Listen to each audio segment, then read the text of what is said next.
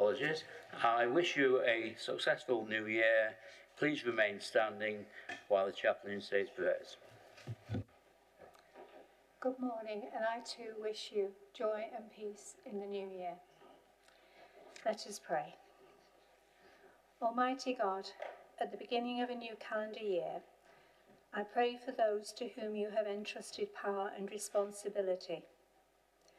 I think first of our own country and those elected to office as members of Parliament, those who serve in government, whether in Cabinet Office, junior posts or on backbench committees, those in opposition with their mandate to challenge and debate government policies and decisions. Almighty God, grant them wisdom, insight, patience, dedication, integrity, open-mindedness and humility, that they may be equipped to honour the trust placed in them. I pray too for this, our local government, and particularly the Salford City Council gathered together today, and for all entrusted with representing the interests of local people in their communities, taking decisions which will directly influence their lives, wrestling with limited resources and numerous demands. Give them too the qualities they need to serve faithfully, staying true to their convictions and working for the people. Lord of all, give to all entrusted with such positions an open mind, the ability to make fair decisions, wisdom to discern the right way forward, and strength to bear their responsibility faithfully. Lord of all, hear my prayer. Amen. Amen.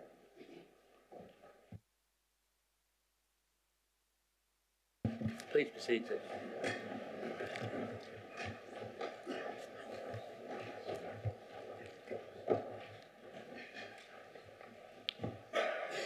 Item 1. Announcements of special business. I have not been notified of any announcements or special business. Item 2. Apologies. Are there any apologies?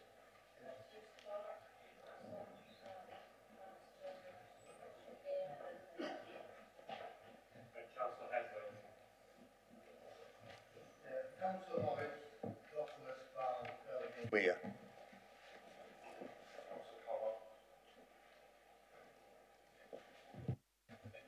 Any further apologies?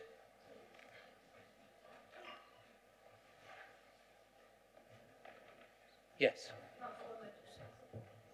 Yep.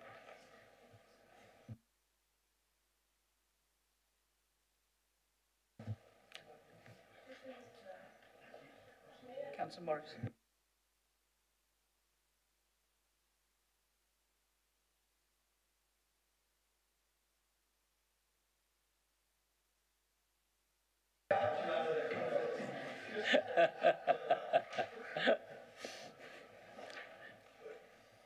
Item 3, declarations of interest. Are there any?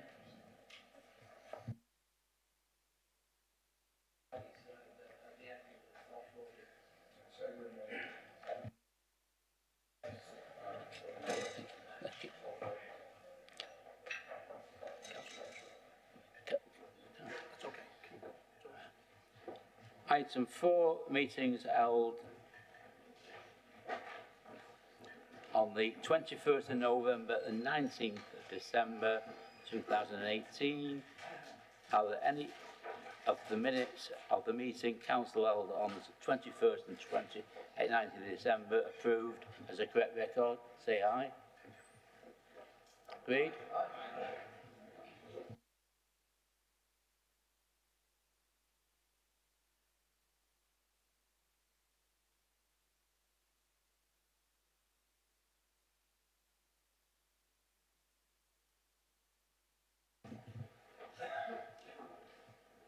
Public apologies, included in the agenda. Who's the first speaker? Oh, right.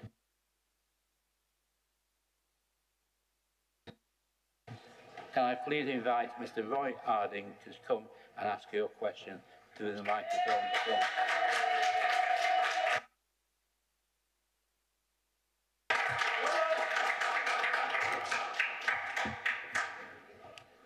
It's going to be good, but not that good. So, first of all, thank you for the opportunity. Thank you to the Council for the opportunity to ask a question here today, and also to say a few words in support of the question. I'll start with the question, and the question I'm asking is, will the Council commit to working with interested local groups and organisations to re-establish as soon as possible in 2019 the Swinton and Pendlebury Community Committee, allowing local residents once again to become more actively involved in their local community? So that's my question. Just like to say a few things in support of the question and why I'm here. I am a resident of Swinton for 40 years. I thought just start with four or five words: pride, passion, people, personal responsibility.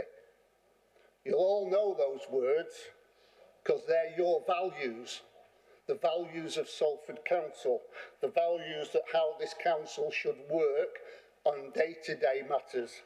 And embedded within those values and statements are such things and statements as serving the people of Salford, engaging with others, developing strong relationships, putting residents and others at the heart of what you do, doing things with people, not to them, and being open and able to explain actions and decisions. And they're really important, those values. I see values like writings on a stick of Blackpool rock. They go all the way through, and they should go all the way through the organisation. And if you cut them in certain places, you should still be able to see exactly what it says.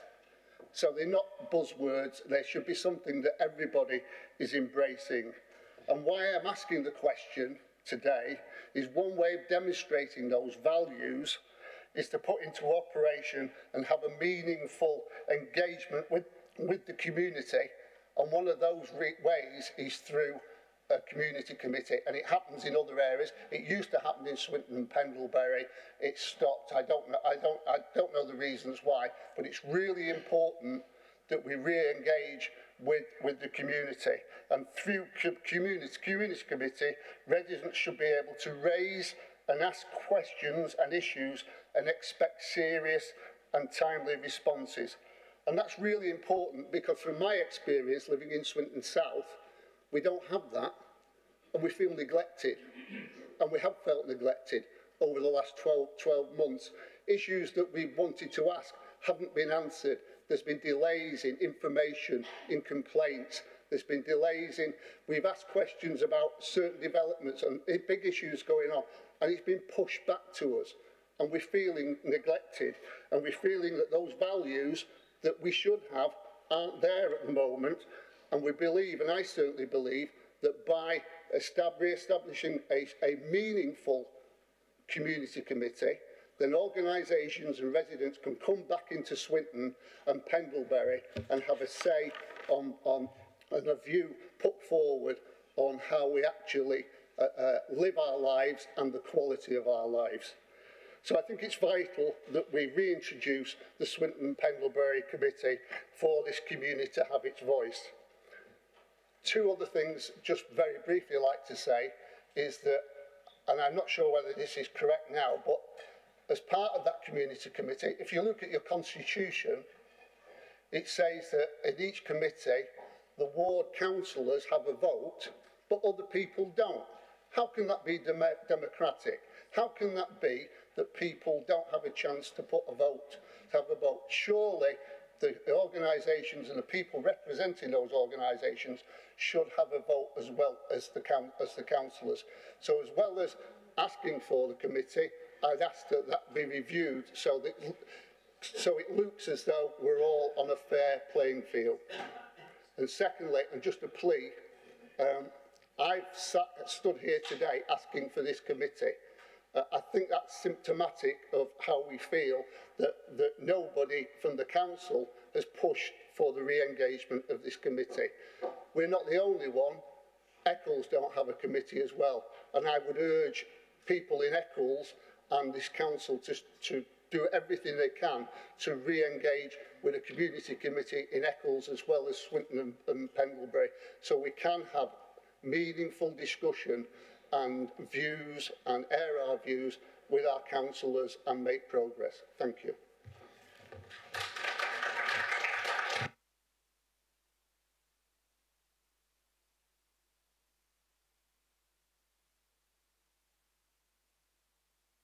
Councillor Kelly. Councillor Tracy Kelly will answer the question. Thank you. Councillor Tracy Kelly, Lead Member for Housing and Neighbourhoods. Thank you, Mr Harding, for your question. Each community committee is responsible for deciding what format meetings take, but as a result of very low attendances at the Swinton and Pendlebury Community Committee, the committee decided to implement some changes in November 2015, replacing community committee with networking events. The first was held in February 2016 and was very well attended, with over 100 residents present, where 29 different agencies and organisations set up a stall or a table where they met residents and shared information about what they were doing. There have been several since, and it is not acknowledged by the community area that keeping these fresh is challenging. However, as such, the proposal is that in 2019, the area will hold one bigger event in June, and that would be like an AGM, where reps are elected to the budget group and organisations who have received grants and invited to talk about what they do within the community.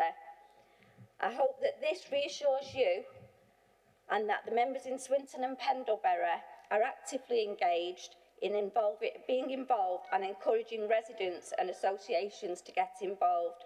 As Lead Member for Neighbourhoods, I will make sure that your community committee are aware of your question, and Andrew Meadows, who is your officer for that area, is aware of this question and has been made aware of the question, and obviously take it forward.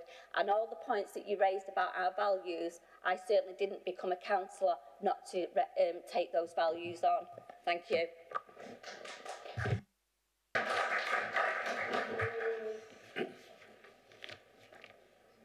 Would Mr Harding, would you like to make a comment or supplementary question? Maximum of 5 minutes, please.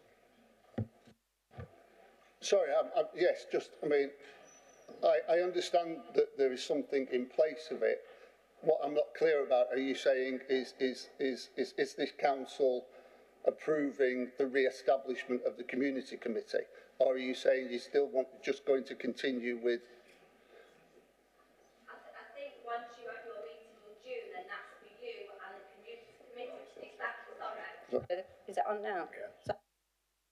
Sorry, Mr Harding, I think from what my recollection is, when you have your meeting in June as a community and our officers, that's for you as a community to decide how you want to take your community committee forward. Now, I know in my ward, in Earlham, we still have a community committee and it works well, but that is for you as a community and that association to decide how you want to move forward with that. Okay. Sorry, just my supplementary is that we're here in the middle of January and you're suggesting that we have to wait till June. I think that is when you're in recollection of the meetings you've previously had. I think June is possibly the time that your AGM will normally be from previous community committee meetings. So I'm presuming that you can have other meetings before then, and you will be having possible meetings. I can check with Andrew, but I'm taking it from this that June is your AGM, and that's where the changes could be implemented.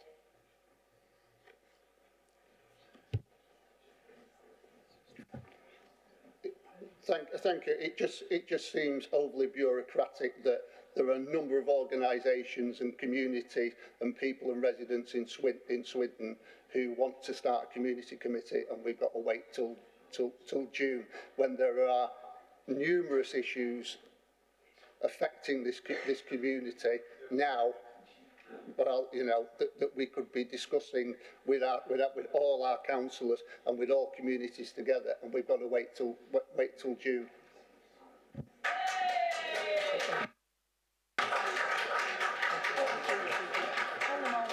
Is there anybody else? Councillor Kelly. Councillor Kelly.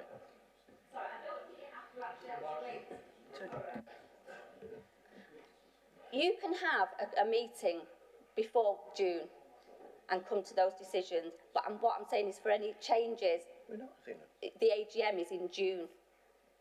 So if you're talking about constitutions, then that's when your constitution for your particular community committees will change and the amendments would be made for June.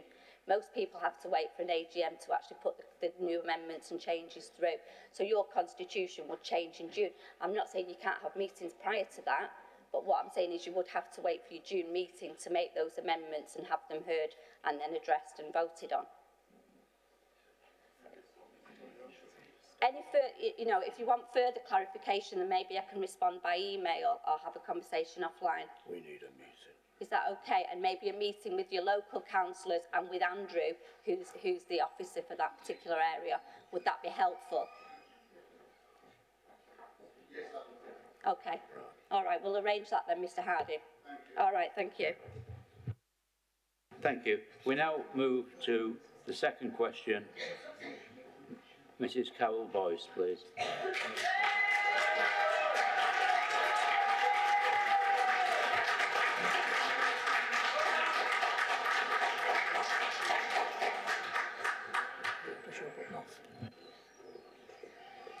Okay, again, thank you for this opportunity to ask my question today on behalf of Saving Our Neighbourhood. Our situation at Campbell Road Fields in Swinton has become a perfect study illustrating how the planning system works. So in May last year, Bellway's application to build 241 houses on the site of the old Swinton sewage works, soon to become the Brackens apparently, although Bracken has never grown there, it was a very contentious plan with massive local opposition, and the community had resisted development on that site for more than 30 years, focused on the single access issue. But all our objections and evidence about traffic pollution, wildlife, lack of infrastructure, and the single access was rejected by the Planning Office in favour of Bellway's data, despite it not resembling reality. We're experiencing what a lot of you guys are going to face. So, for example, traffic data. Bellway had monitored traffic for one 24-hour period during the school holidays. Pollution, the biggest issue affecting public health, Bellway had done no monitoring.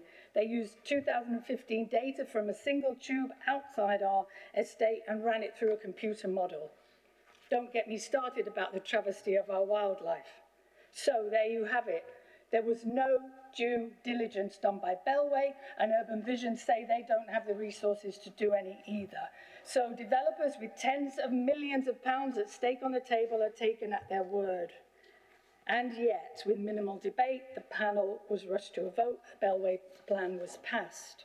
And that's when our problems really began, because there is no support for existing residents from the Planning Office. It's planning policy that a developer can go away with an approved plan and sit on it for 2 or 3 years and then rock up without having to notify the planning commission, the Planning Office, and just start construction. So from one day to the next, our quiet community was turned into a construction zone with nothing in place to mitigate things like 40-ton trucks going up and down the street an average of 80 times a day for 6 solid weeks, huge low loaders struggling to get in the single access, only 5 metres from a public right-of-way used every day by students, school children, cyclists. Nothing was in place, no barriers to separate the public, no speed limits. Everything that is in place now was there only as a result of concerted complaints from residents. Drivers of trucks, I can tell you, beg not to come to our site. Bellway's land report talks a lot about contamination. Urban Vision told us they were not monitoring the remediation, it was Bellway's responsibility. 8 weeks into that job, we discovered there was still no signed community environmental management plan in place to protect our community, making the work essentially legal, but on it went. We have a whole catalogue of issues like that. The trucks are now bringing thick mud out of the site on their wheels. There's one washer truck. The mud gets spread down the roads. It splashes on our cars. We walk it into our houses. Is it contaminated? We'll never know. So, pollution. We paid for our own pollution monitoring professionally.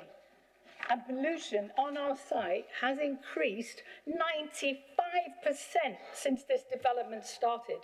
It's right at the upper limit of what's acceptable now, and that's the air we're breathing every day. So, once a plan is approved, Urban Vision removes itself from the equation, and residents are left to deal directly with developers. And I can tell you firsthand, developers are not interested in any of the hardships suffered by residents once that plan is approved. So, to my question, given our example of how the business of planning is currently done in Salford, what are you going to do, Council, given you're terminating the contract with Urban Vision in 2020, how are you going to change the culture of how planning in Salford is done so it upholds the values which Mr. Harding already talked about? How are you going to ensure that residents like us who pay our council tax and will be voting in May, I might add, are protected and supported?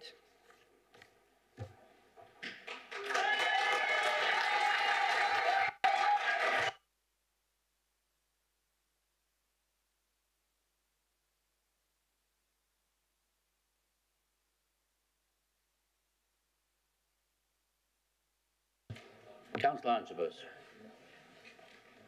Look, I thank Carol for the question that she's put forward and for articulating so eloquently the concerns of residents about the operation of the contractors during the construction process. I'm satisfied from all the evidence that I have seen that our planning officers have acted with diligence and have been assiduous in following up those complaints that have been put to them by the residents, and I hope that same high standard of service will come over to us when the existing employees of the council, the staff who are seconded into Urban Vision, are transferred back to the City Council in February 2020, and the purpose of that transfer is to make sure that we maintain the high standards that we have, but deliver them at better value for the council taxpayer. I'm aware that there are issues around the enforcement of planning conditions, and from the reports that I have seen, our enforcement staff have been on the ball on that and are following up those issues. There are certain issues about which the City Council has no control, and it may be that in those circumstances we need to make representations to others, and I think that we've tried to do that where we can. But if there are any outstanding issues which are not being addressed by our staff, then I would be happy to sit down with representatives of the local residents to identify those and see how best we can manage those in the future.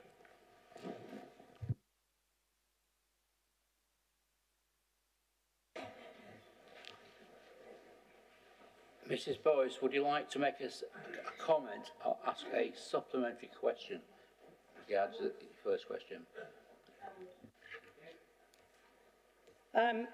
Well, thank you for your comments, Councillor Antrobus, but I can tell you that is not our experience at Campbell Road. Our question, one of our questions was, how come there's no preemptive measures put in place when a development is about to happen? There was nothing to protect our community.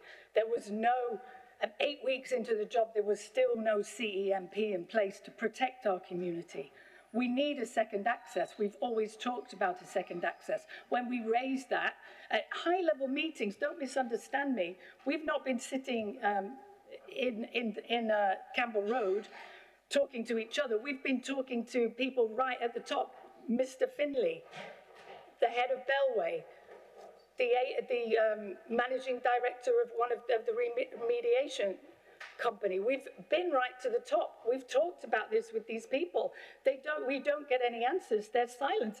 Even at the time when we asked about the CEMP, nobody, Urban Vision nor Bellway, was willing to say 8 weeks into the job whether the job had started or not without legal representation in the room.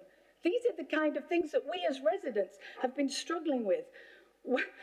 Talking about following up on issues, when we brought it to the attention of the planning office that the wheel washer, the washing truck, was using a non-standard standpipe, which potentially puts our mains water at risk of contamination, I was told to ring United Utilities.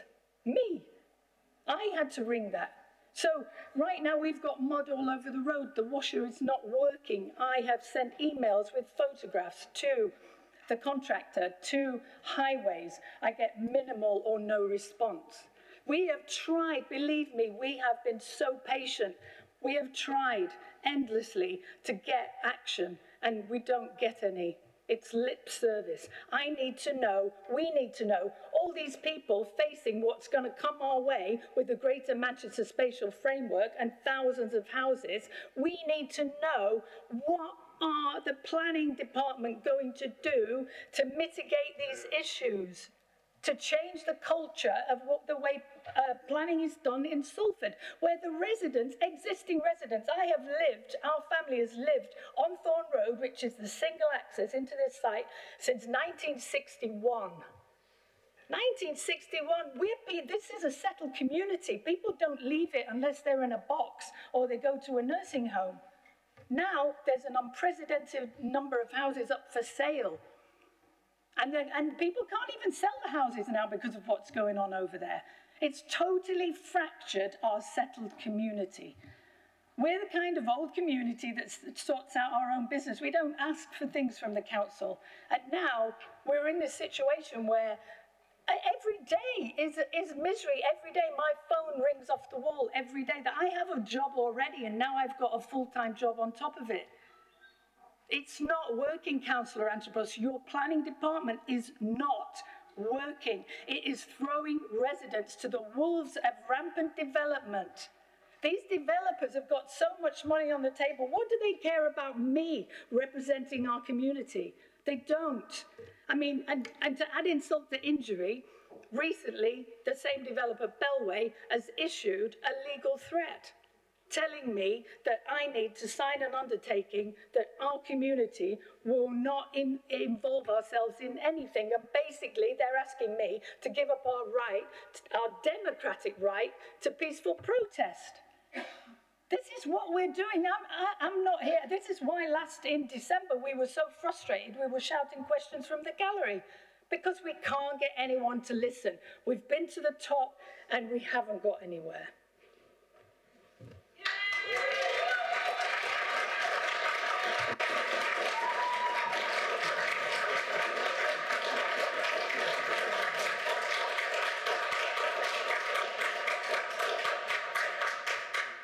Councillor Answorth. Yeah, I can only reiterate the points that I made before, and that is there are certain things that the City Council can't control. So, for example, you talk about some preemptive notification, but in fact, a developer, if they own land, they can go onto that land, it's their land, they're able, just like any other citizen or organisation, they can go onto that land, and if there are things that they can do that do not require planning permission, they can do them. They could do them before they came to the panel, they can do them after the panel. So there are certain things that developers can do which do not require planning permission and which are not controlled by condition. I understand that that is a source of frustration both to us and to the public. And you know, one of the things that we do try to do, and one of the things that we're trying to re-emphasise in our local plan, is how developers really ought to have a closer engagement with the communities where their developments affects those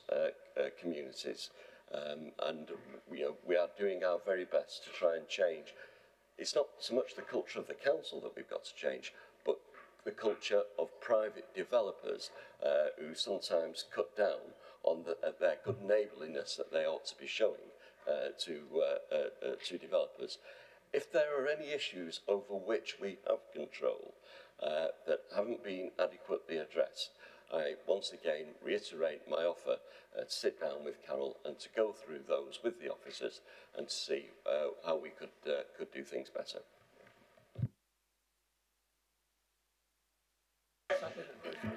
Thank you. Item 6, receipt of... I'm sorry, the Constitution doesn't allow you to make another comment. She did. She spoke twice. The person who made the question spoke twice. No, he came back twice. He asked the question and then had 2 opportunities to answer. Just let her answer. It's easy. I can't deny that. Right, Just give her a minute. right.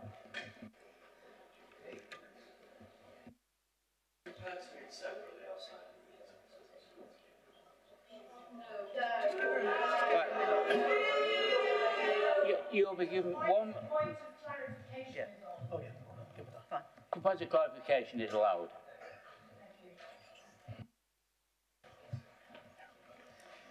So, Councillor Antrobus, I just want to clarify that we're not talking about issues that are happening on the site. We understand once the developer is on the site, they get to do their thing. What we're talking about is mitigation within our existing community, on our roads, so there was no speed limits, there were no barriers separating the public from these huge lorries that were trying to get into this single access.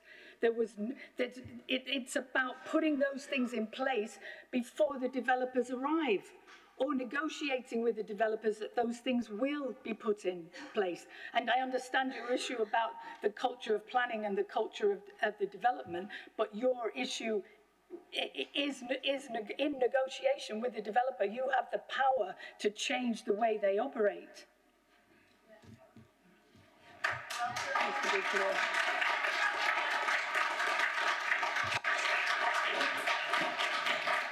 Thank you. Councillor Antrobus has offered to meet you outside this chamber. Thank you. Receipt. Item 6, receipt of petitions, communications. Have we any petitions, communications? If not, item 7, city mayoral team appointments, arising amendments to membership of committees and representatives on outside bodies. Thank you.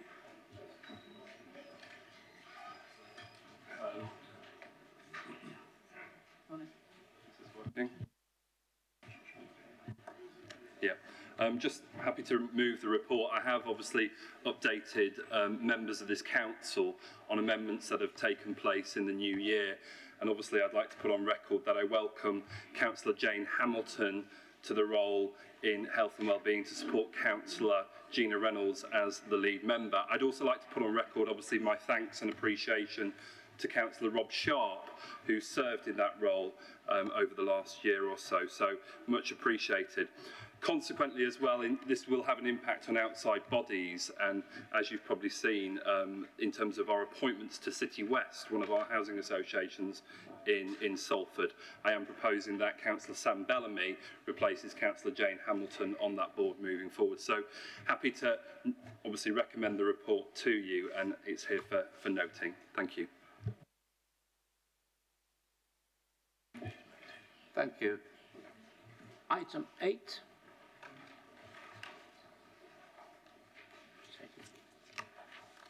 Salford Green, Councillor Antrobus, Salford Green Space Strategy Supplementary Panel documents.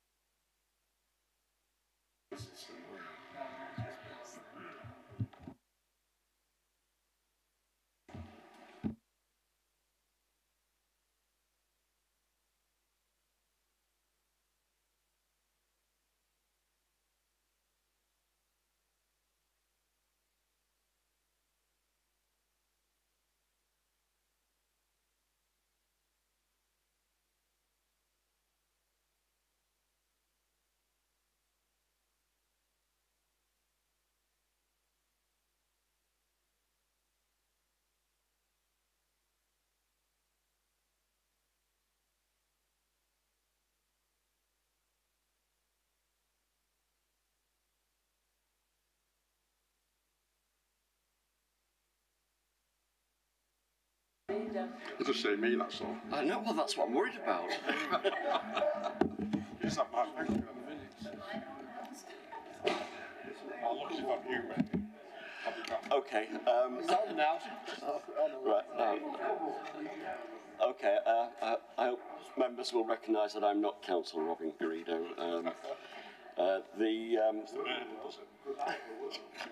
I wonder, Chair, if I just could preface my remarks on the green space strategy by referring to and paying tribute to Walter Menzies, who was a great champion of green issues and sustainability in the North West, who sadly died just before Christmas. He was a great friend to Salford.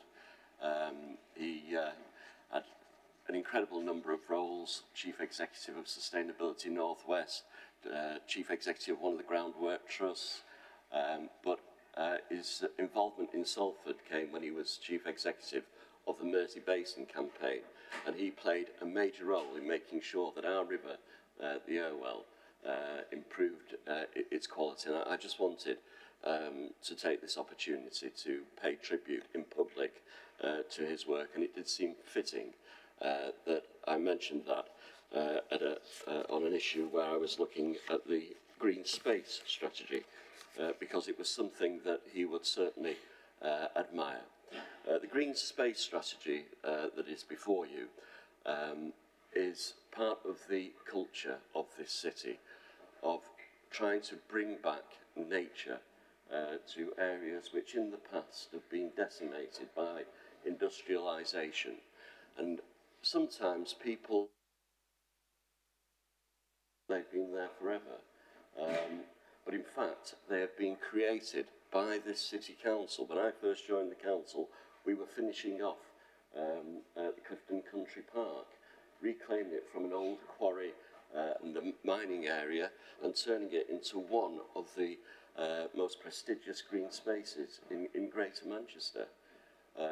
It was as a member of this council that myself and Ben Walsworth fought to get the funding to get Blackleach Country Park achieved. You know, again, it was a relic of the old mining industry, and we've been transforming our city.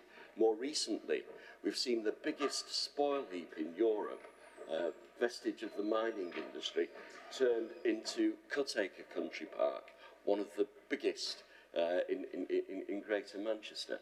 And of course, more recently, we've got the new flood basin, which is an absolutely tremendous asset to the city in terms of improving the quality of the natural spaces that are available to the citizens of Salford. So I'm really pleased with this green space strategy, that in addition to our 6 existing nature reserves, it proposes that we have 3 more: the flood basin, Little Woolden Moss, which we have protected from peat extraction through our policies and our planning decisions, and Clifton Moss South, which we are hoping to deliver in conjunction with our colleagues in Bolton. And we also... I've just mentioned Chat Moss, but obviously Chat Moss is the Little Woolden Moss area that I've actually just mentioned, and it will be great that in the Greater Manchester Spatial Framework the Chat Moss will be the heartlands of the peat area that will be protected as the most important environmental resource in Greater Manchester. But, Mr. Mayor.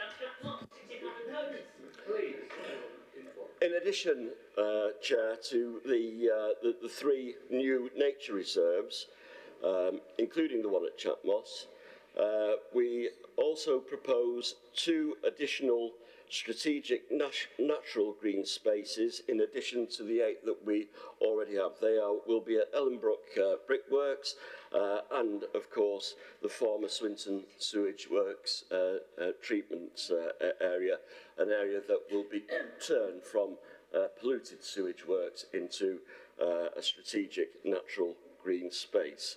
There are also proposals for the 11 district parks to be protected and also 2 additional neighbourhood parks, again, one at the sewage works and at Oakwood Recreation area.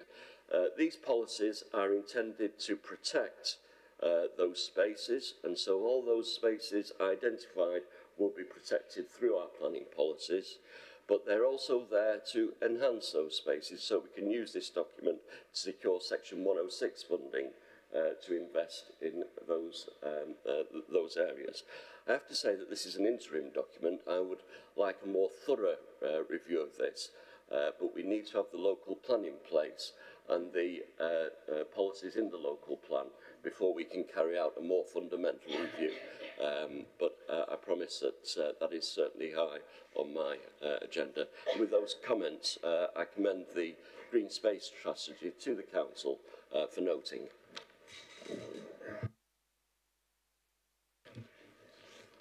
Agreed that be noted.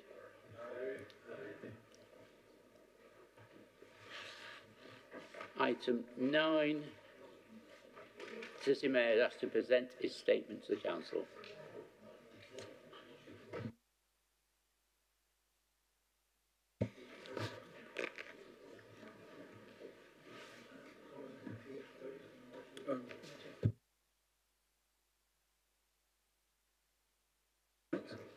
Have we any comments on the Greens strategy? Yes. Councillor Saunders.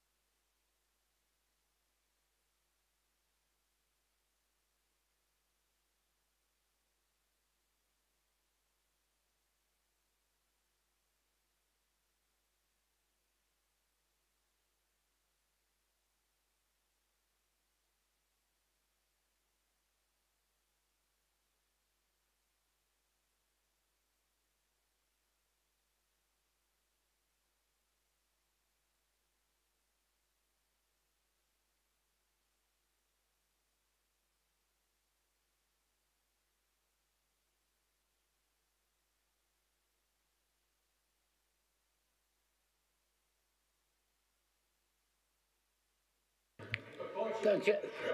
Yeah.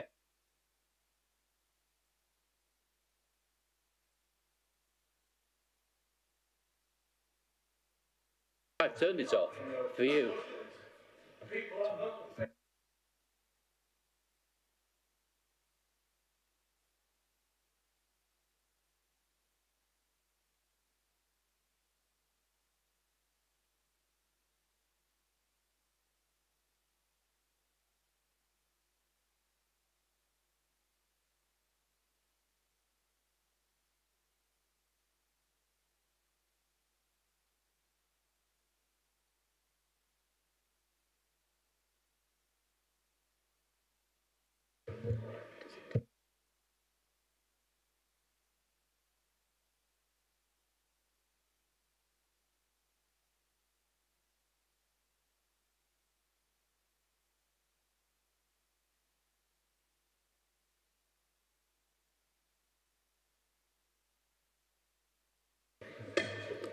Thank you.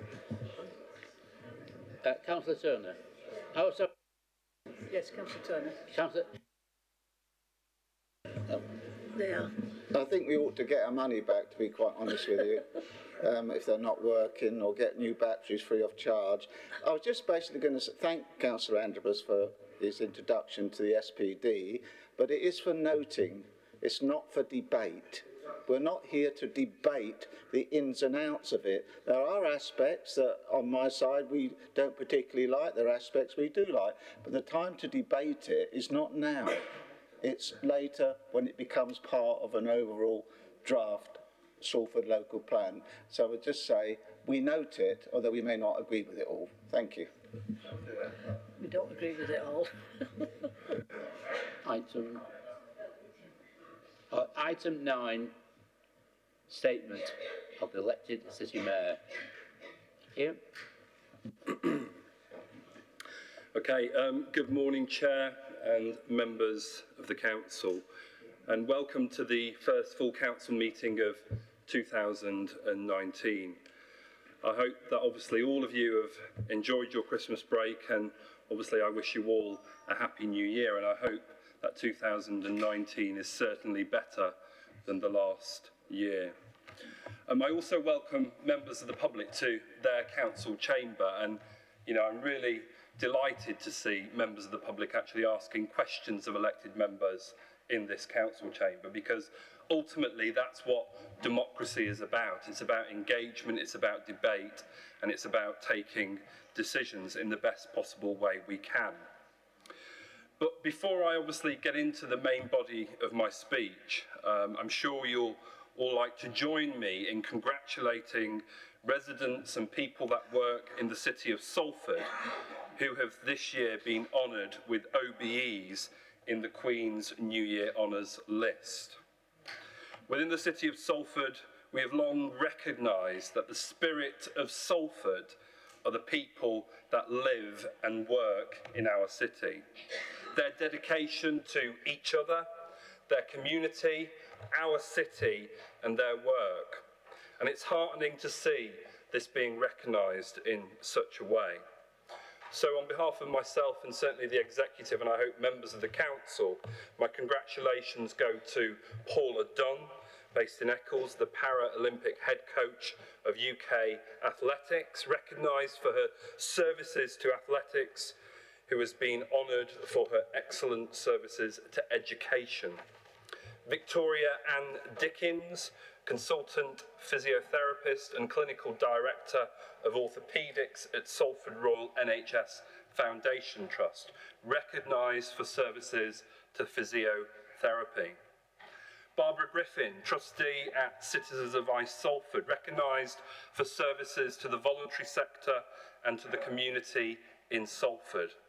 Lewis Thomas Brown, Police Community Support Officer in the British Transport Police, recognised for his services to policing. And finally, Tracy Elizabeth Walsh, recognised for services to culture and to the community actually across the border in the city of Manchester. Firstly, I wanted to provide members of the Council a brief update following the publication and consultation on the Provisional Local Government Finance Settlement for 2019-20. Members of the Council are aware that this City Council has seen its revenue budget cut by 198 million, nearly 50% since 2010. This is as a direct consequence of reductions or cuts, if you like, to the revenue support grant and unfunded budget pressures. The Provisional Local Government Finance Settlement for 2019-20 acknowledges in a small way the need to redistribute resources to local authorities on the basis of need, something we've been arguing for a long time in this council chamber. And this is illustrated by the intention of the government to distribute £180 million of levy surplus on business rates income. Salford will be a beneficiary of that. I also welcome the government's intentions to maintain the current arrangements around the new homes bonus. And they've also provided further one-off support in 1920 for winter pressures and the ongoing social care pressures local authorities are facing up and down this country. They've also informed us that we should be seeing a green paper on social care in the very near future. However, it seems my letter in connection with my concerns around the negative revenue support grant has been somewhat overlooked, with the government intending to allocate £152.9 million to local authorities by allowing them to retain money that would have otherwise been redistributed. Incidentally, Surrey County Council is the prime beneficiary of negative revenue support grant. And when we look at the top 5 beneficiaries of negative revenue support grant, I'm sure you'll be familiar with some of the local authorities whose names I'm going to read out. Surrey, an allocation of £17.259 million. Buckinghamshire, an allocation of £10.949 million. Dorset Council, an allocation of £10.789 million. Richmond upon Thames, an allocation of £7.47 million, and Cambridgeshire, an allocation of £7.17 million. Members of this council will be familiar with the government's cronyistic and politicised approach to local government financing. You'll recall back in 2016-17, the Secretary of State at the time, Greg Clark MP, announced very similar intentions under what was referred to as transitional grant funding, seeing £300 million allocated over 2 financial years. And lo and behold, when we look at that list back in 2016, the same local authorities appear as beneficiaries. Surrey County Council, again back in 2016-17, was awarded £24.10 million under transitional grant funding. Buckinghamshire, £9.22 million. Dorset Council, £5.92 million. Richmond upon Thames, £5.83 million. And Cambridgeshire, £6.38 million. Needless to say, when the government is doling out this money, Salford benefited from neither of these initiatives that have existed outside of the local government finance settlement, the revenue support grant. However, to add further insult to injury in the Provisional Local Government Finance Settlement for 2019-20, the Secretary of State, James Brokenshire MP, in the Ministry of Housing, Communities and Local Government stated, councils in England are to share in an extra £1.3 billion under funding plans published. Going on to state, the funding allows councils to deliver services to residents' need while protecting taxpayers from excessive increases in bills. Measures will help the most vulnerable in society, support and reward local economic growth while setting out a more sustainable path to future funding. All sounds great. All sounds laudable. Thank you very much for the extra £1.3 billion going into local government. But what the Secretary of State forgot to tell members of the public in the press release that was released from the department is that the government has actually assumed in its spending calculation for local authorities in England that they will be increasing council tax by the referendum limit. That is 2.99%. That will be generating for the Treasury and for local government 1.6 billion for local authorities in England. And in a sense, what it will be doing is allowing government to actually reduce their settlement funding for local government by £1 billion. Shocking, because the public think more money has been put into local government, when actually what central government has decided to do is use council tax to raise the necessary funds to pay for services. In addition to this, government are also proposing to put a further £16 million into the Rural Services Delivery Grant. And as I highlighted to members yesterday in email, there is no extra money for policing within our communities and on our streets. Members of this council will know that the central government grant for policing has been cut by £250 million since 2010, which has seen a loss of 2,000 police officers and 1,000 non-policing staff within Greater Manchester. And this is against a backdrop of increasing crime, complex demands such as cybercrime, child sexual exploitation and human trafficking.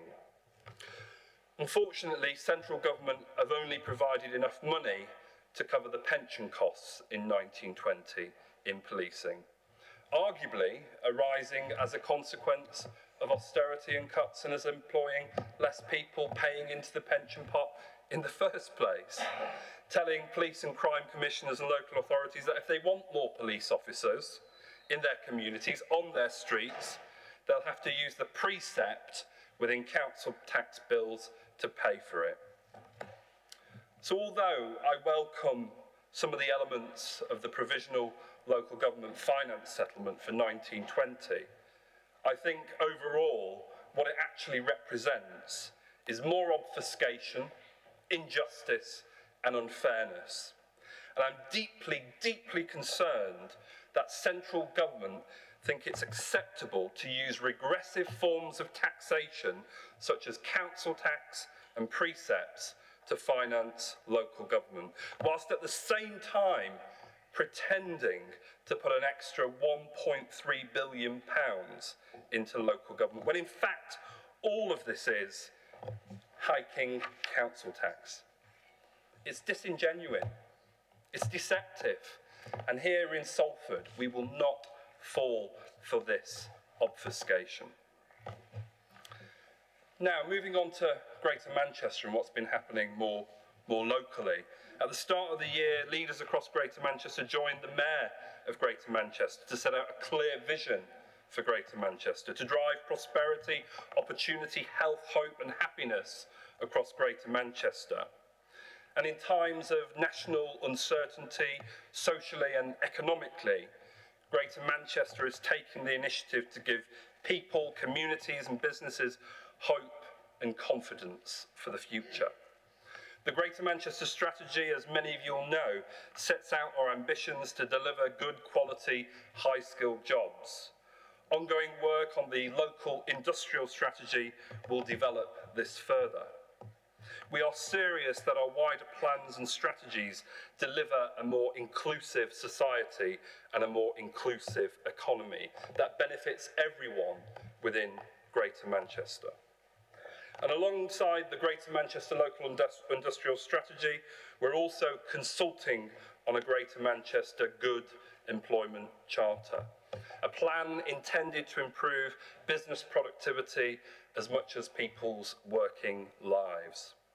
The impact of new development on infrastructure has focused our minds of late, as the majority of new development will be in our urban areas within Greater Manchester. And the capacity of existing infrastructure is therefore particularly important. And an infrastructure strategy for Greater Manchester is in the process of being delivered. And at the start of this month, we launched a framework as a precursor to that strategy. Councillor Jones also kindly recently informed me that Transport for Greater Manchester have recently been undertaking a high-level study for new rail and Metrolink stations across Greater Manchester. 8 sites seem to have made it through to the next phase of work, where it will be required for a detailed design to be undertaken. And I'm pleased to say one of our localities in the city of Salford has been selected for heavy rail, and that is Little Hulton. So it's going to be interesting to see what happens moving forward there, but that is great news for the people of Salford if we manage to get an extra railway station at Little Hulton. As we know, Little Hulton is very close to Logistics North, where we have a lot of job opportunities. There's no guarantee that this will happen, but nevertheless, getting through to the next stage is certainly a great achievement for Salford. New thinking on integrated transport is crucial if we're to help people change how they move around Greater Manchester, how we bring levels of road congestion under control and achieve our legal obligations to ultimately clean up our air. Andy Burnham also announced that from this September, on a 2-year trial basis, as part of our progress towards bus reform, we'll be giving 16 to 18-year-olds an opportunity pass here in Greater Manchester. Free bus travel to ensure that opportunities for our young people are not limited by financial barriers. A passport to study, apprenticeships or work, but more than that, free or reduced entry to participating in sporting, cultural and leisure venues across the whole of Greater Manchester, putting young people very much at the heart of Greater Manchester's vision. The vision for Greater Manchester announced at the start of this year, I believe, is radical, offering coherence and new thinking on the big challenges that we face in the near future. Moving on from that visionary piece from Greater Manchester, I'd like to address a topical issue which I'm sure will be on many people's minds. The launch of the draft Greater Manchester Plan for Homes, Jobs and the Environment, the revised draft Greater Manchester Spatial Framework, now out for consultation as of Monday this week. Members of the Council will be aware that the revised draft GMSF is available online from Monday of this week, with the 8 weeks consultation actually starting from Monday the 27th of January and ending midnight on the 18th of March 2019. The revised draft GMSF is finally out for consultation, despite delays because of a lack of clarity provided by the government and related methodological issues on what Greater Manchester's local housing need will be.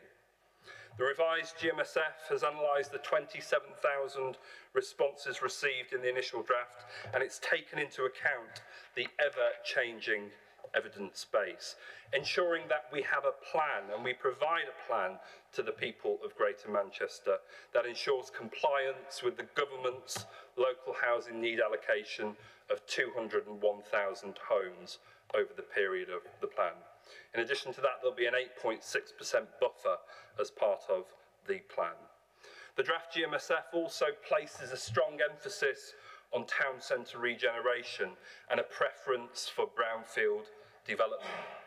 The redraft also reduces the net loss of Greenbelt by over 50%, whilst also providing stronger protection for important green spaces across Greater Manchester.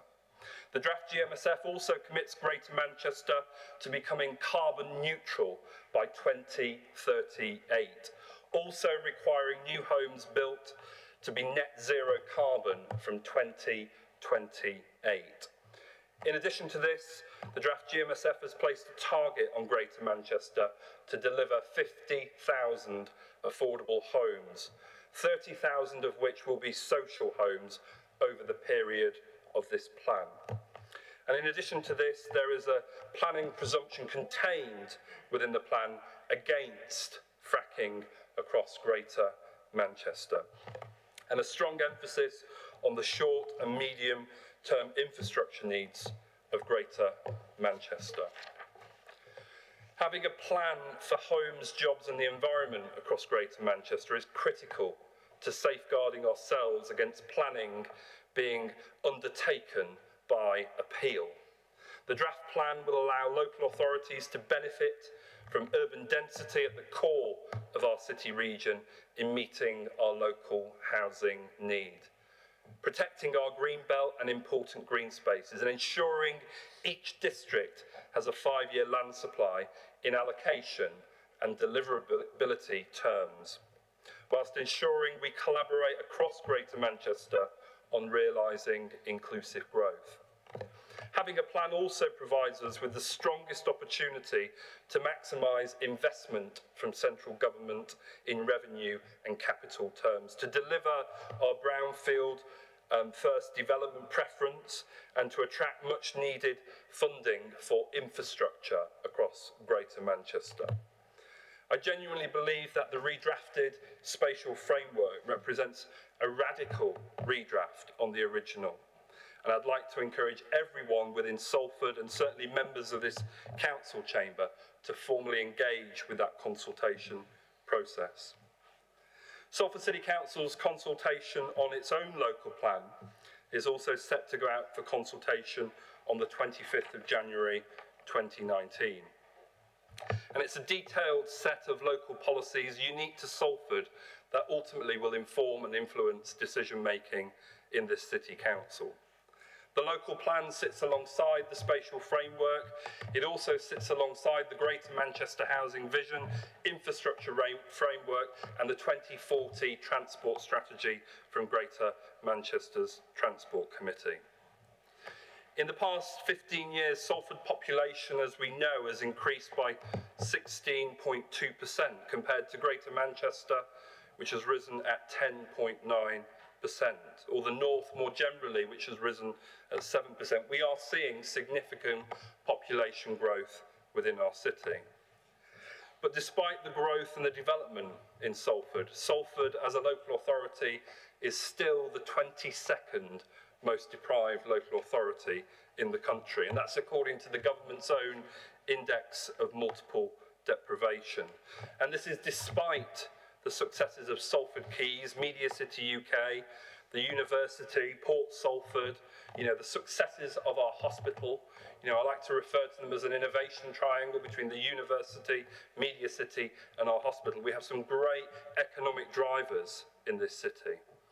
The new local plan aims to tackle inequality issues through the planning policy by creating a fairer city.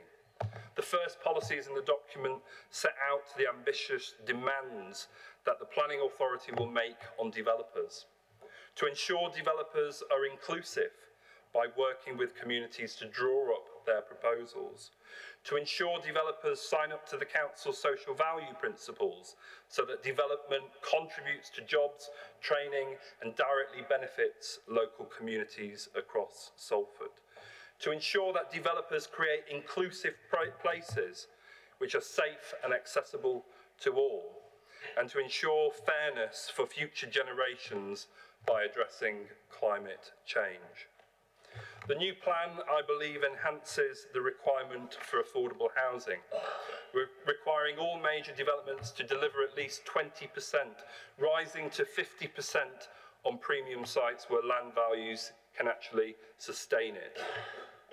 The social policy changes aims to tackle issues in Salford as we obviously face challenges of inclusiveness, homelessness, and increases on our housing waiting list. This council chamber is very familiar with the broken housing market this nation faces. 85,000 people or more actually on our housing waiting list across Greater Manchester. Over 92,000 homes sold under right to buy since 1980, many of those not being replaced. Our housing associations being hampered because of rent reductions year on year in terms of building new social homes and affordable homes. We're all very familiar with the broken housing market, and I believe our planning framework at a GM level and also at a local level is moving us in the right direction to tackle that broken housing market. The new local plan will aim to address the planning system, which is skewed, as we know, in favour of developers and is in drastic need of reform. This is our opportunity to plan for the future and make sure it is done in the most appropriate way that benefits local people and not the developers looking to make a quick buck. But the challenge is to make this fit with the need for more housing and development in the city, meeting our local housing need. No other place in the country, I believe, has gone as far to develop a policy that pushes for a better and fairer city. And changing planning policy means we can tackle inequality by putting poverty and social value at the heart of our aim and making sure no one is left behind in the city of Salford. Now we need local people to read, obviously, the spatial framework, the local plan consultation, all the other documents that accompany these real strategic documents for Greater Manchester and the city of Salford. I genuinely believe this is our opportunity to shape the future of this fantastic city. And plans, policies and strategies are only ever as good as the people who've crafted them and engaged and consulted. Labour has a vision for Salford and Greater Manchester, unlike the Prime Minister and the Conservative government, who last night we saw a shocking defeat on the withdrawal agreement by 230 votes.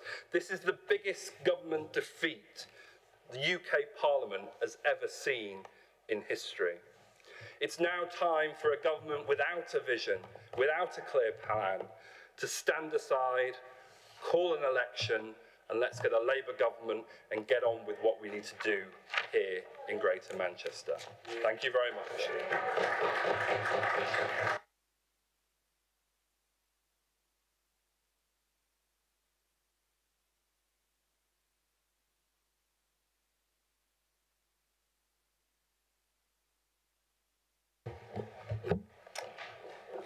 Thank you, Chair.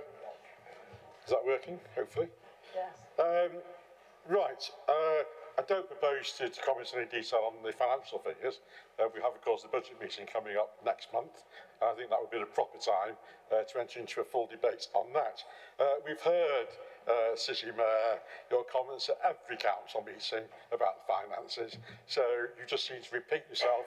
Every time we have a council meeting, we get the same old story. So maybe when we get to the February budget meeting, we can have a proper debate and talk about the figures in reality rather than in any other way. So that's all I'm going to say on the finances at this stage.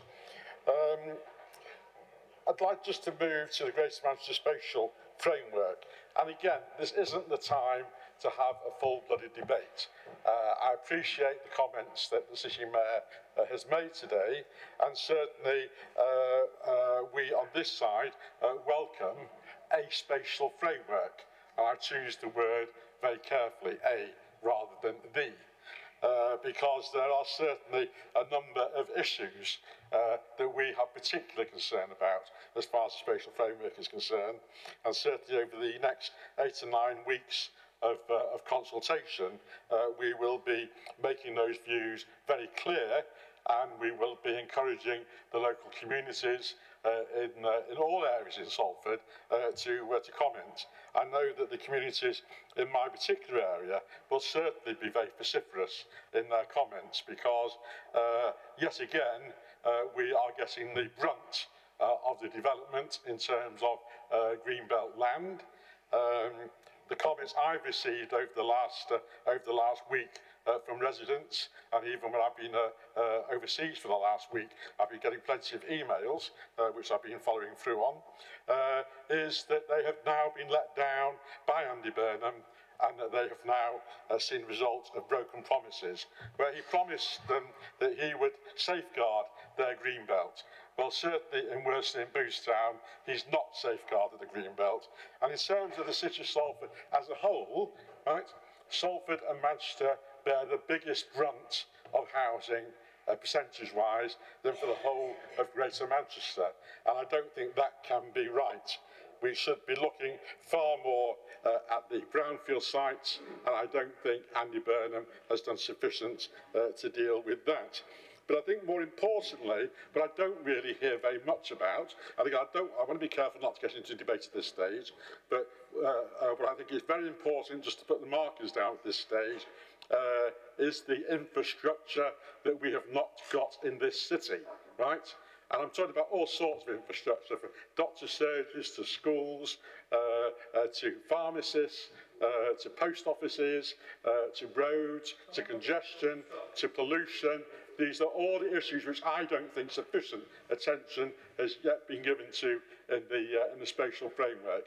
And it's these issues which we need to make sure over the next 8 weeks are adequately expounded on. I'm hoping that there will be a huge response on the consultation to cover all these issues. I know, in fact, they've been mentioned. I know, in fact, that there are that some of these things have been talked about, but I don't believe that sufficient attention has been given to these issues. And it's things that we've been saying, certainly in my area, for many years now. We talk about development on Lee Road, 300 houses on the green belt there, and yet you can't move. You can't move every morning. So it's been another 300 houses, which it's admitted will be high-value houses, and therefore you can expect to double up the number of cars per house. So expect another 600 cars to get onto Lee Road, which is a single lane in each direction, added to the RHS, which could bring up to 10,000 cars on a particular festival, particular special occasion. You know, these sort of things haven't been taken into account, and I don't see any talk about how the highways infrastructure is actually going to be dealt with in that area. There are big issues there, and there are big plans which are needed to deal with the infrastructure, which involve the motorway, involves East Lancs Road, and yet I don't really see that there are any big plans to deal with that. Can I just, I think it's a bit rich of this issue, Mayor, to talk about broken housing market, right? Under the Conservatives, under the Conservatives, we have built more social housing than under the previous Labour government. That's a fact, City Mayor. So don't talk about broken housing market as if it's all to do with the Conservatives. Broken housing market is to do with the last Labour government, who had 12 years to sort it out, didn't sort it out, right? And they built less. And there was less social housing provided during that period than during the current period of Conservative government. I'm just going to make one final point. I think there are a lot of people out there, City Mayor, that wish that they had Theresa May as their leader. Yeah. The tenacity that she had, the strength and character that she showed in that House of Commons last night was one to be commended. And I'm absolutely sure, City Mayor, that come the vote at 7 o'clock tonight, we will win a...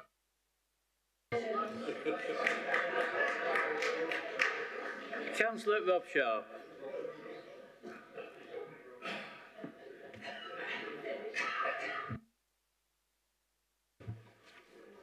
How do I follow on from that? Cracking. I'm a lady that can't even get her own Conservative Party to vote for a bill. It's bizarre. Her own party don't want to be, never mind the opposition. Oh, brilliant. Just to follow on, City Mayor, sorry, I can't help myself, but it makes you wonder what Worsley councillors have been doing. I mean, in our side of the city, in Little Alton, we realise the problems. We've had a rail strategy. We've been working hard on that. Little Alton's on the agenda to get a rail strategy. We've got more development than any other area of the city in Little Alton, Warden North, in our neighbourhood, because we've been working hard, lobbying successfully. We've got a primary school that's being extended because we've been lobbying hard and making sure we provide for our residents. And we've also got additions to our green spaces in our park. We've got one of the biggest developments at Cut Acre, one of the biggest green spaces there is in the city. We've got a tremendous amount of development. We've even got a new medical centre being built in Little Alton. The three councillors in Little Houghton have been working so hard on some of the stuff. Just to give you an example of the rail strategy and some of the lobbying we've done.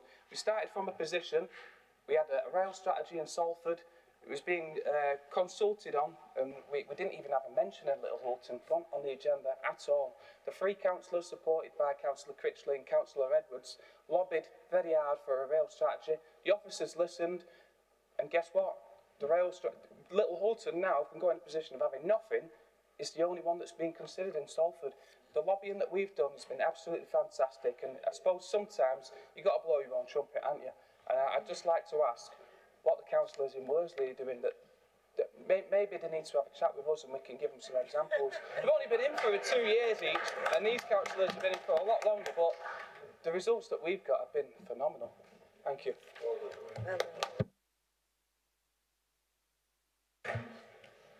Councillor Paul Wilson.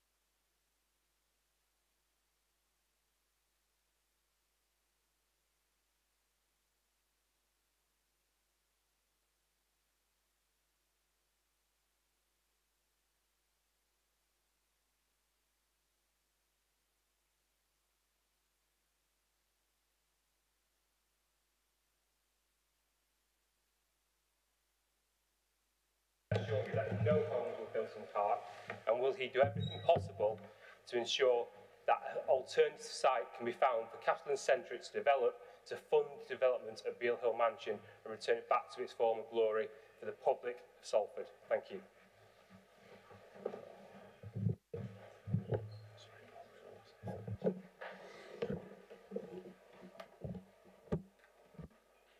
Councillor Sharp. Tough. That's right, all right. Councillor Antrobus.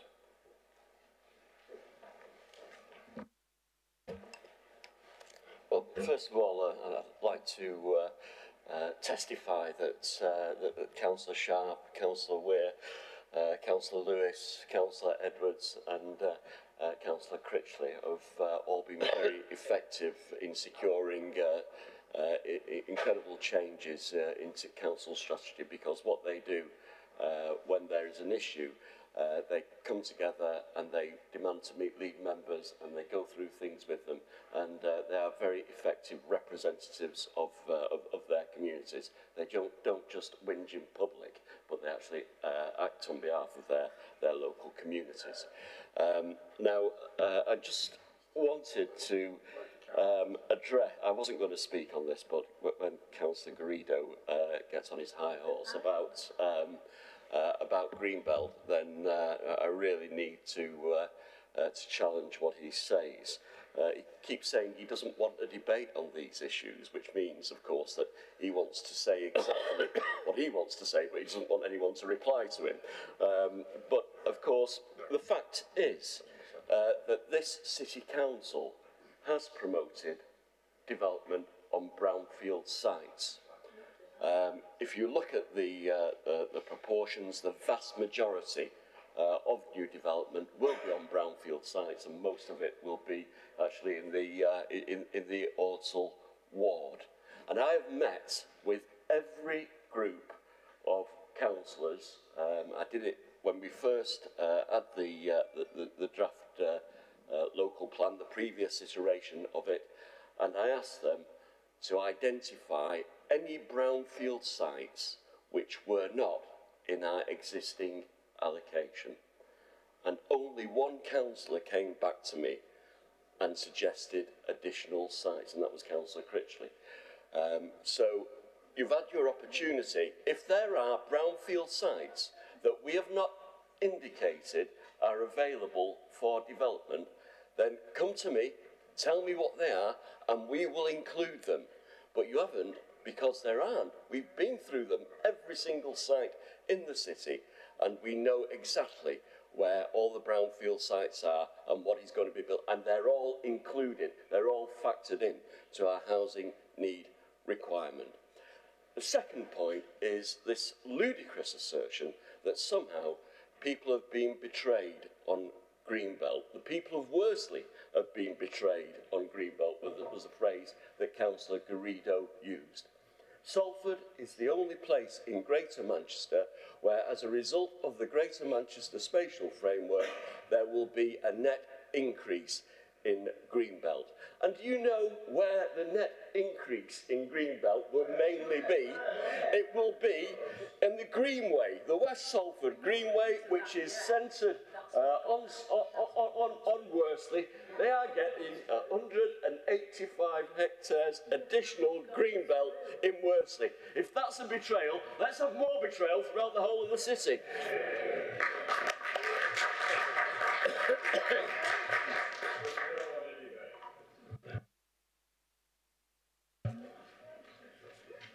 Councillor Hines.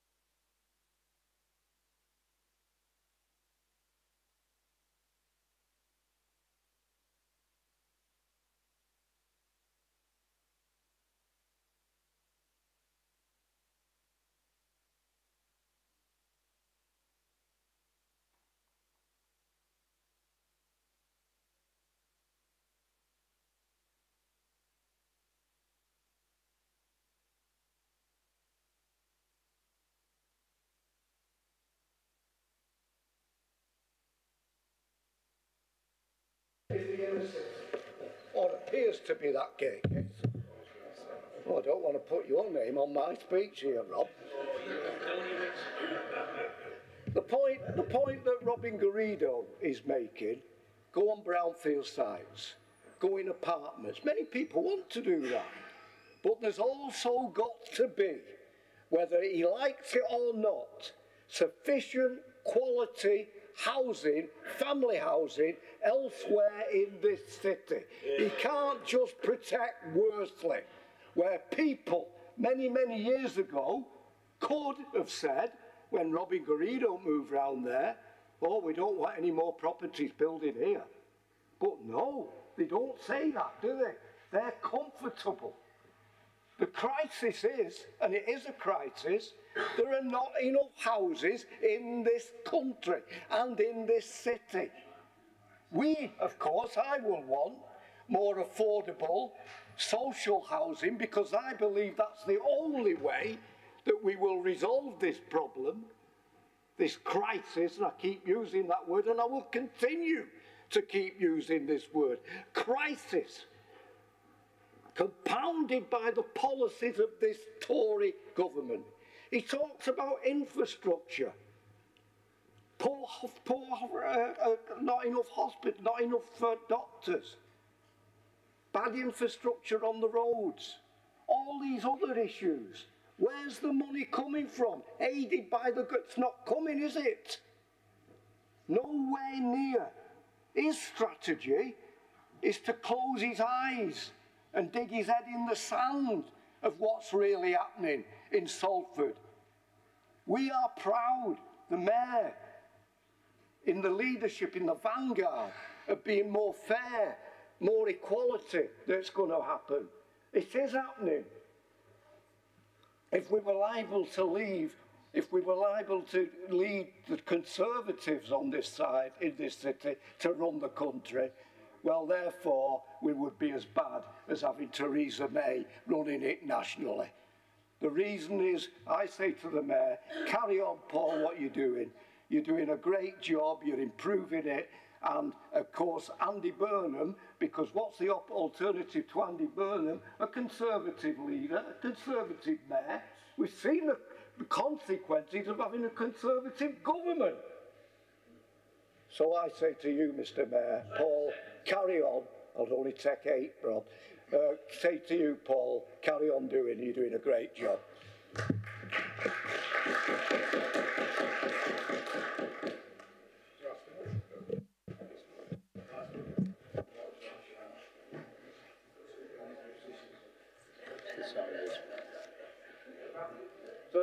Further questions, may I remind you? Yes. Yes, Councillor Saunders.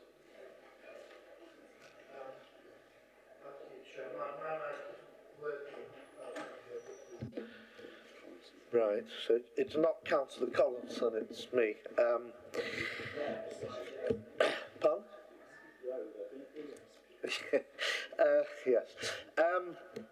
Firstly, can I just say on the Theresa May and the general election, if, as most commentators presume, the vote of confidence will fail this evening, which will mean even following a 230 vote against the government, the Labour Party will not be able to force a vote of confidence. The Labour Party will actually have to find some proper policies with regards to Brexit. Anyway, firstly, on a hopefully non-contentious note, can I just pay tribute to the late Professor Jan Leeming, as I did in my email that I sent to colleagues. The coroner of West Manchester, which included Salford, had passed away very suddenly, ironically, a couple of weeks ago. I can tell you that she was extremely helpful to minority communities such as the Jewish and the Muslim communities. She will be sadly missed, and I know that her deputy's now taken over, but efforts are now being made to have a full-time appointment. A bit like Manchester United, I suppose. Can I also, we mentioned Media City, also pay tribute to the late Diane Oxbury, who broadcasted out of Media City, sadly passed away last week, a very, very popular broadcaster, helped put Media City on the map. On now a different note, just to end with, can I ask the Mayor the following question? In October, the Mayor mentioned that he criticised the government for asking councils to use council tax to raise money for adult social care, and he referred to the council tax as a regressive tax. Following a question from myself, the Mayor clarified he was only referring to using it for adult social care, not for anything else. Yesterday in his email, and he repeated it again today in his speech. He criticised the government for allowing councils to increase the police precept, which again he referred to as a regressive tax. Could the Mayor explain to us exactly what he would agree to have council tax or precepts to be used, because there seems to be an ever-increasing list. And also if you could tell us if that's actually official Labour Party policy as well. Thank you.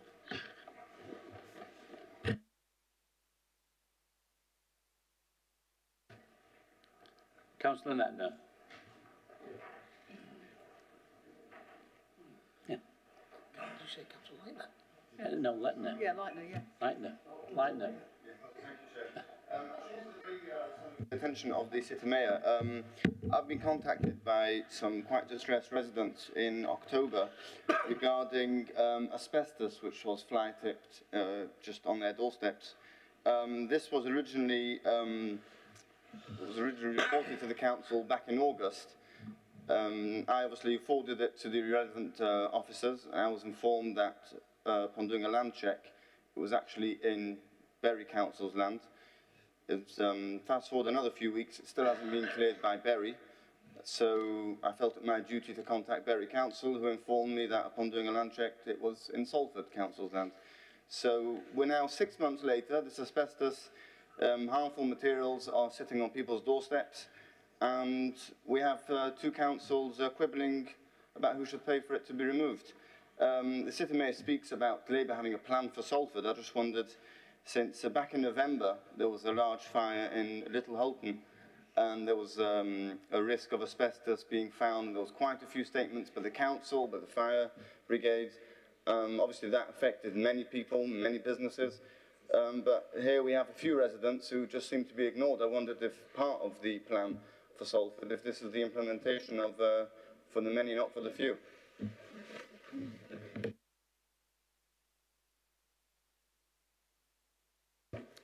Councillor King.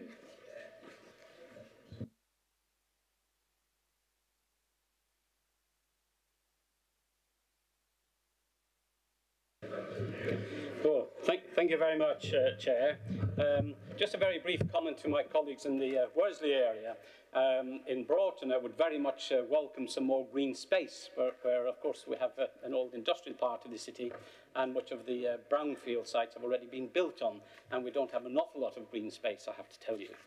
But I would very much welcome the City Mayor's comment about Greater Manchester trying to go towards carbon neutrality by 2038. We know, of course, that we have significant problems with air pollution, and I think we've had a direction from the government recently to do something about this. But of course, as far as I'm aware, they so far haven't sent any money to tell us how to pay for that. I welcome also the plan to build 50,000 social housing across Greater Manchester. But just like all developments, and as the plan is to go carbon neutral, I would hope that those houses would also be carbon neutral. We can ideally move towards photovoltaics on all new properties, for example, ground source heating, smart homes, wastewater harvesting and so on. The technology is there, and any new developments should insist that, as far as possible, all developments, whether private or public or industrial or homes, should try to be carbon neutral. My question, therefore, to the Mayor is, where I welcome this very much, do you think that that date could be truncated and maybe brought forward somewhat? Thank you very much.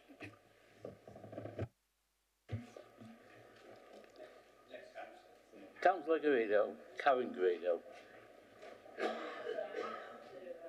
Hang on, Karen, there's a... Right, thank you.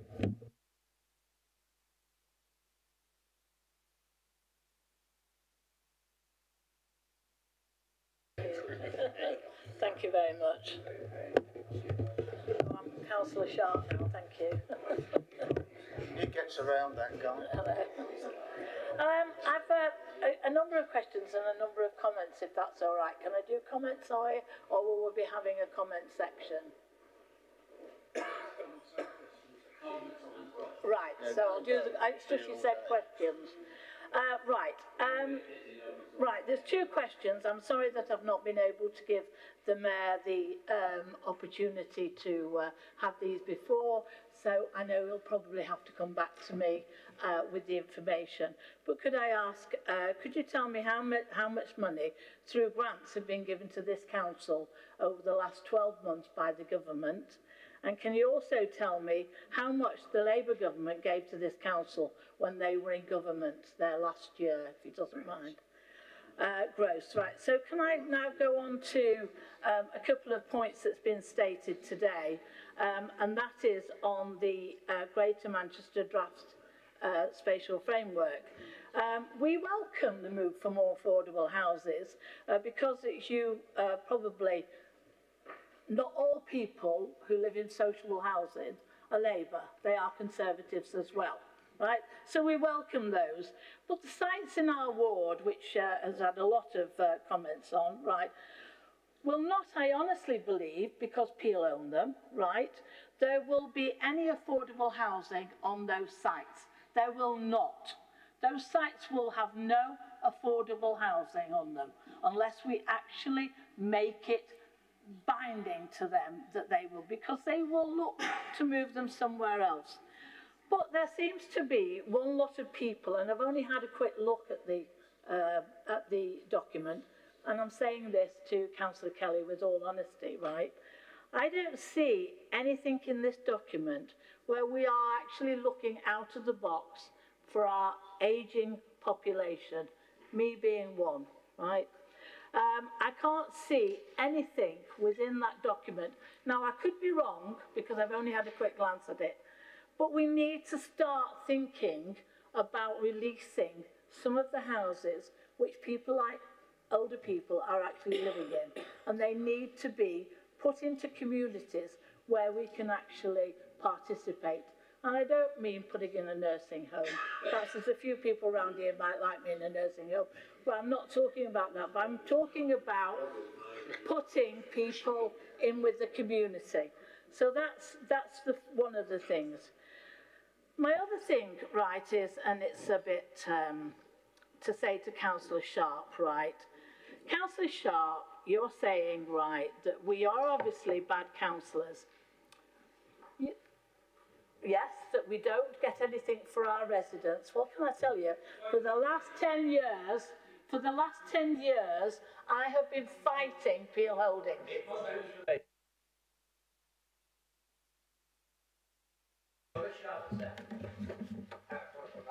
Well, thank you.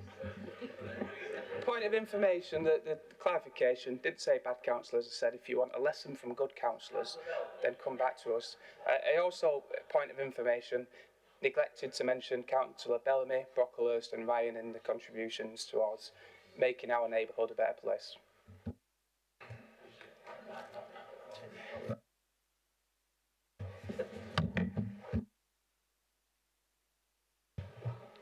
Right. Well, the inference was, and I took it as an inference, right, that you thought that we weren't doing anything with this council. Well, I have to tell you, you can't have 2 points of information. I have to tell you, right,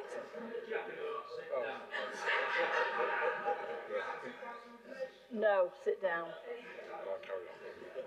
That we have been fighting with the council and with everybody else and with Peel Holdings and with developers in Boothstown and in Worsley, right, for the last 10 years at least. And can I also say to Councillor Antrobus, your green belt is an aspiration. It is not there at the moment, the green belt. Personal, a point of personal. Don't like it, dear. Come on, hurry up. A point of personal explanation. It's not an aspiration. It's a draft policy in the Greater Manchester Spatial Framework, which is supported by this Labour Council. It is supported by our Labour Mayor. It is supported by the Labour Mayor of Greater Manchester. And the only way that draft policy will not become a full policy is if the Tory minister quashes it. So, right, I shall continue, right? This is an aspiration. It's in your plan, right, and you're all going to vote for it, and we'll vote for it as well, right? But can I remind you, there's a little thing on the side, right, which is an appeal that's going forward at the moment, and they're going for a judicial review, right? If that judicial review comes back, right, your green belt will go, won't it? We'll have to fight the Greenway again, right? Because they're doing it on 2 points, from what I understand. Don't shake your head at Mantrobus, because it is. I've been fighting that piece of land in my life for 10 years, right? And I will continue. I'll probably be under the ground before anything is agreed on it, because it is a green lung. And the Worsley and Boothstown councillors and the residents have fought that very hard, and you cannot deny that. We have raised money, we've done 2 inquiries, so don't tell me, right, that we're not interested in our ward. And secondly, well, I'll do the other one and then come back to my punchline. Councillor King, maybe you could look at sometimes at the green space strategy, which has actually just gone through council. Over the 5 minutes. I've had lots of interruptions, Mr. Mayor. Every time we have stopped it. You have not stopped it. All right, well, I'll come back to my thing, right, because I'll just finish on this. If we have such inadequate councillors, why is it this council want to put a Labour area, which was voted for Labour councillors, from Winton into Worsley? Because we can look after them. Better. Better. Yeah. You want to ask them that?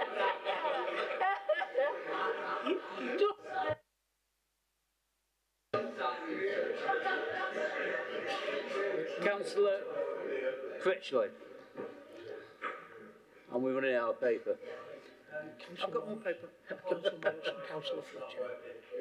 Councillor Morris and Councillor Fletcher. It can't get any worse. On a more positive point, last week Worsley Leisure Centre reopened after a big investment by this council. We have a new extended gym, new equipment, new space for additional classes. It is an absolutely fantastic facility thanks to investment by this council. And I'd just like to invite the Mayor to join me in congratulating everyone involved in that project, because it's been hugely well received by the community. Thank you.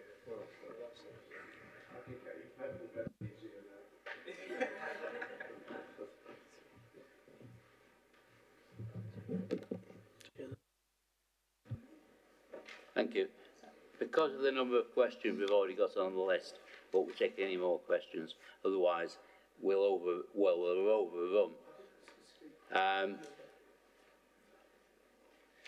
Councillor Lewis. Thank you. First of all, I'm going to keep it short because Councillor Sharp has said much of what I wanted to say, and I'll just echo everything he said. And also, you managed to squeeze in about the Walkden North councils, which I intended to say as well, because obviously, you know, surrounding one of the busiest corridors into the city, into Manchester, we have a major problem with all the congestion on those roads around there. So we do, it's inevitable that we have to work together to try and address some of the issues there. The other point I just wanted to add to what you said was, you know, we're looking at this railway station. I know it'll be a long time ahead, unfortunately, and it's something that Roger knows. I think it was the first thing I came and spoke to Roger about when I was elected nearly 4 years ago.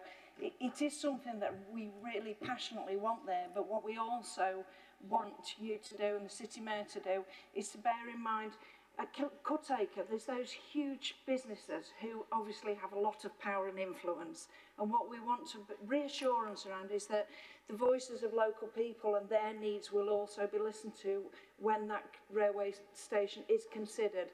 It's, you know, the City Mayor talked about Salford being one of the most deprived areas in the country. Little Hulton is one of the most deprived areas within Salford. And those people there, they need opportunities for jobs, for education. Those things are essential as well.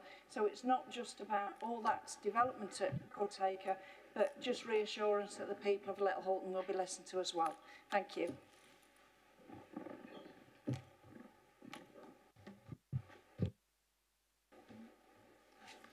Thank you. Councillor Turner.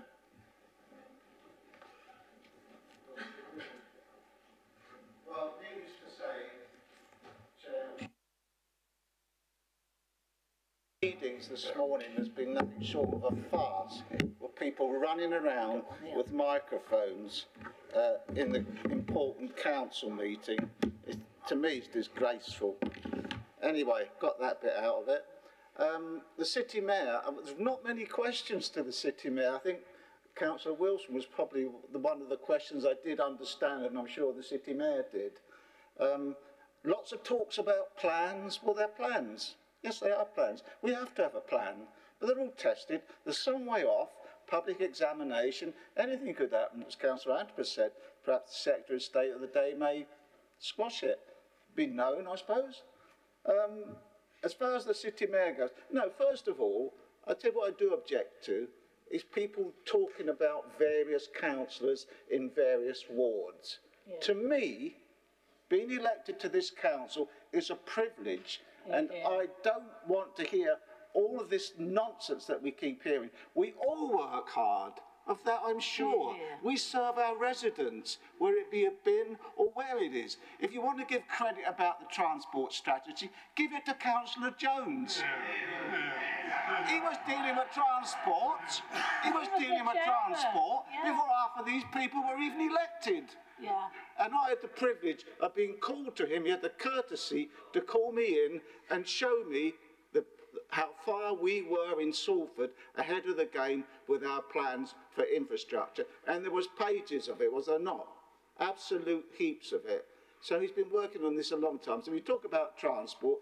If you want to talk about Worsley, I haven't been asked to provide a station yet. I doubt if we will. The City Mayor, I did denote a little bit of goodwill this new year. I think you used the word welcome in respect to the government. You were listening. I was listening to that. I don't write everything down like you do. I was listening to that and I thought, well, I think there's a little bit of a softening there, because then you go and spoil it, do you not? You go and spoil it, talking about a general election and how that is the answer to our problems. But of course, as I said last time, it's not the answer to our problems, but tonight, who knows, you might get your way, and then the people will decide. But I don't think it will solve anything. It'll probably make things worse. So yes, and I understand that you're very enthusiastic about the plans, because you play a large part in the GMSF plans and the local plans, but they are plans, they're in draft. And also I will agree, and I went down to London, I do not think that council tax should be used for, on this occasion, it was adult social care. But I do think that the money should come from government. I agree with the city. I'm not frightened to say I don't agree with everything that my party does. But of course, they don't listen to me, they listen to anyone. So, but that's it. I mean, I just think that the proceedings in this council have gone a little bit lax. I'm beginning to lose the will. I don't know about the rest of you. It really has. People running around with this and running around. Why can't we do this properly with this high tech? Why can't we? I think Councillor Ferguson was right. There's people out there watching it. What do they think? Anyway, I'm going to leave it there because we all want our coffee. Thank you very much for putting up with me. Councillor Merritt. Well, Councillor. Right. Let me start by wholeheartedly agreeing with Councillor Turner on one thing. I don't think that the microphone situation has been satisfactory today, actually, and I think it's something that needs to be addressed. But I'm afraid that's where the bipartisanship ends, unfortunately. Hilaire Belloc, who some of you may have heard of, wrote about a previous Conservative leadership issue in the early part of the century. Always keep a hold of nurse for fear of finding something worse. And I'm afraid that seems to be the attitude of most Tory MPs at the moment. They can't agree on the alternative to Theresa May, so they might as well stick with her for the moment. But I noticed when she had the motion of no confidence that in order to get through it, she had to promise not to stand again in a general election. And it was only on that basis that they agreed to reappoint her as Conservative leader. And you dare to tell me that general elections don't solve anything. What did you tell me in 2017? The only way to solve it was by having a general election, and this would solve all our problems. In fact, it compounded it and made it absolutely worse. They used to say about the Conservative Party they had a sense of history. Well, I've been quite shocked today by finding a total lack of understanding of history on their part. Let's take the spatial framework, for example, right? When we've had councillors from Worsley telling us all about the situation in Worsley, about the stresses and strains, can I just remind you that when we had the last boundary review, we had to give up a seat in the inner city in order to transfer a seat to the Worsley area because of their growth in population. This time, the situation has been reversed. The stresses and strains have been placed on the inner city wards, and in fact it was a moot point as to whether those two wards in Boothstown and Worsley should be retained as two wards or whether we would need to lose a ward in that respect. Now, the fact remains that that shows that that particular area of the city hasn't had the same level of development as other areas, and we are going to have to look at the situation within the spatial framework. I'm going to try to be very quick, but if you don't understand why it's a regressive tax, I suggest you talk to some of your residents about the situation. Council tax replaced a perfectly adequate system in terms of the rates, right, and it was brought in as a quick fix by Michael Heseltine because Margaret Thatcher's idea of the poll tax had proven an absolute disaster and was going to actually doom the Conservative Party to annihilation, right? Sorry? What? Good. I did not say that.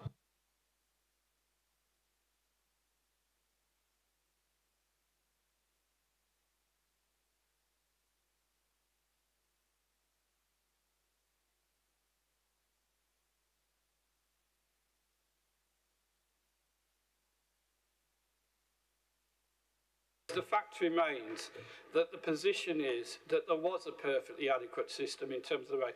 There's big advantages, actually. This current system has an upper limit in terms of the council tax bands. It is skewed towards the people at the bottom of the pile. And if you don't understand that, I'm astonished, quite frankly, because that's an issue that the people of Broughton tell me about time and time again. Why are they paying a disproportionate amount of money through the council tax system? Now, I've always regarded you as somebody who's quite intelligent. I would have thought that it was fairly obvious if you only look at the structure of it. The reality of the situation is that the Mayor has worked damned hard to give us a spatial framework for Greater Manchester that delivers on our ambitions for the area, not just of Salford, but of the whole of the Greater Manchester area. We have had an admission from the Tories here that the only thing blocking the policies from being implemented is a Tory Secretary of State who might not approve these policies because they don't fit in accordance with the Tory ambitions for the areas. Reject the spatial framework by all means. You can leave it to the developers, perhaps. You can leave it to Peel to put forward their applications without any justification, without any framework in place to actually deal with it. But I think that the Mayor today ought to be commended for all the hard work he's put into the spatial framework, for the eloquent way that he's explained it in this particular council chamber, and for his determination to fight for the ordinary people of Salford to ensure a fair deal for everybody in this city and not just the few that happen to live in a particular area.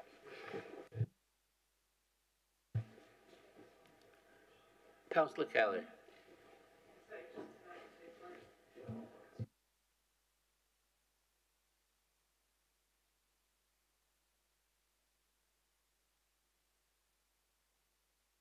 partnership meetings, I fight that we want housing for all people to be able to live in. And just to know, I'm not sure whether you're aware that in Boothstown there has been some housing, and it is aspirational homes for some of these people in here, never mind the people out in the public domain. However, some of those are going to people on our housing options list.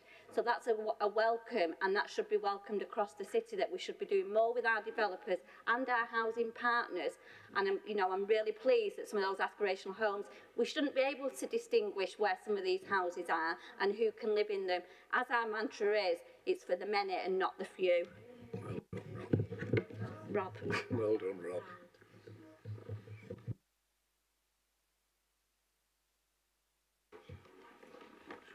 Is it working? Yeah. Thank you, Chair. I just wanted to point out to Councillor Garrido, Salford is an age-friendly city.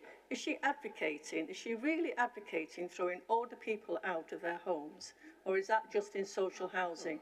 The other point is, she made a comment about Winton councillors. Can I also point out that 2 Winton councillors have got an MBE, and the 3rd Winton councillor is a deputy mayor? This is the 2nd time we've been attacked by the Tories. Are they running scared?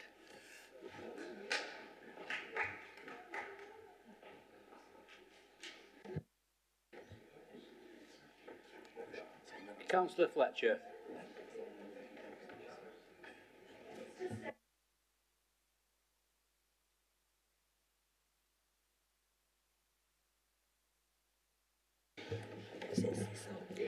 Yeah, just a very quick point about the people that have received OBEs in the Salford area. Well, there's actually 2 residents of Kersal that were recognised in the honours list, which were omitted from the list.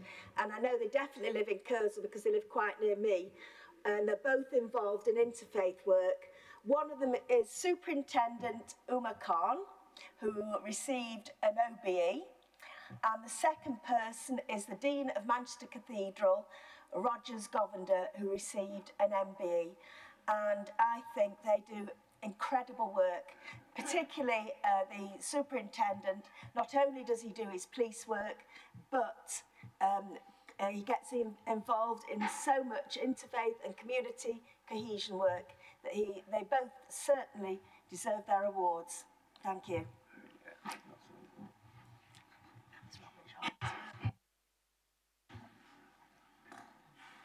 City Mayor to answer the questions, etc.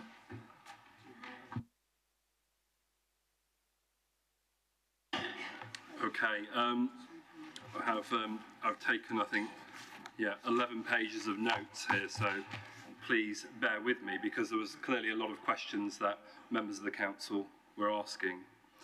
First of all, Councillor Garrido, and we'll deal with the financial points you were making about the council's revenue budget, and more specifically about the government's provisional local government finance settlement.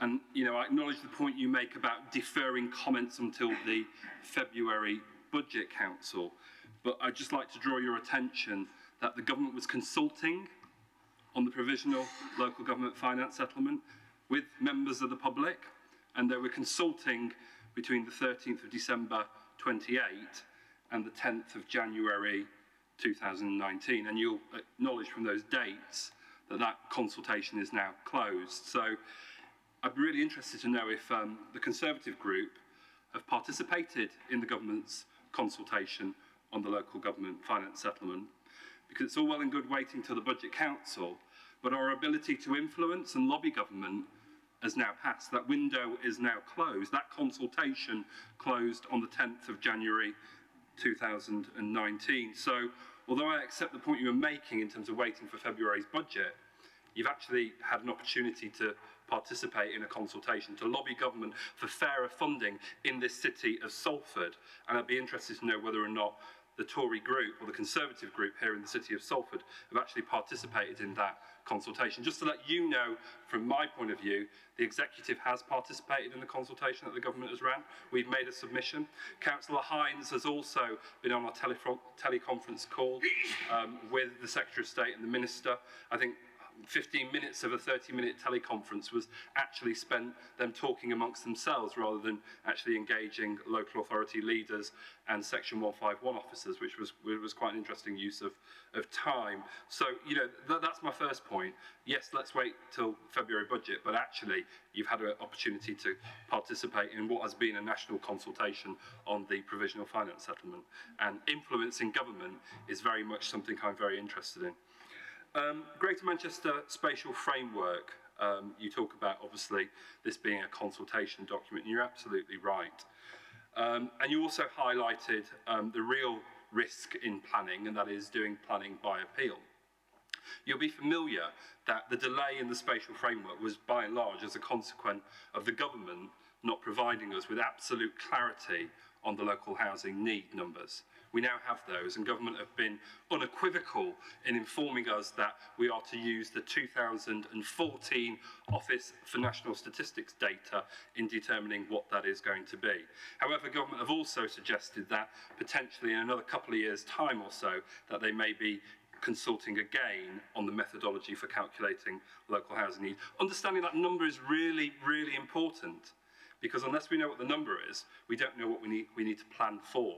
We have that, and we are now planning for that.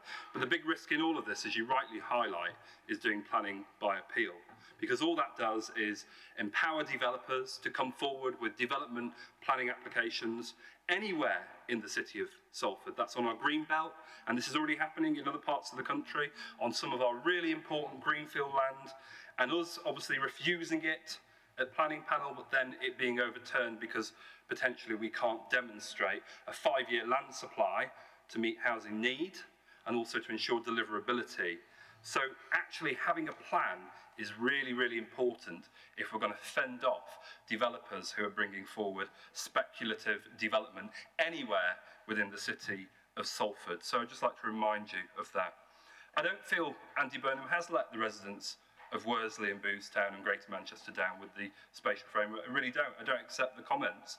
As I just highlighted, protecting ourselves against speculative development has been very much at the heart of what we're trying to achieve here.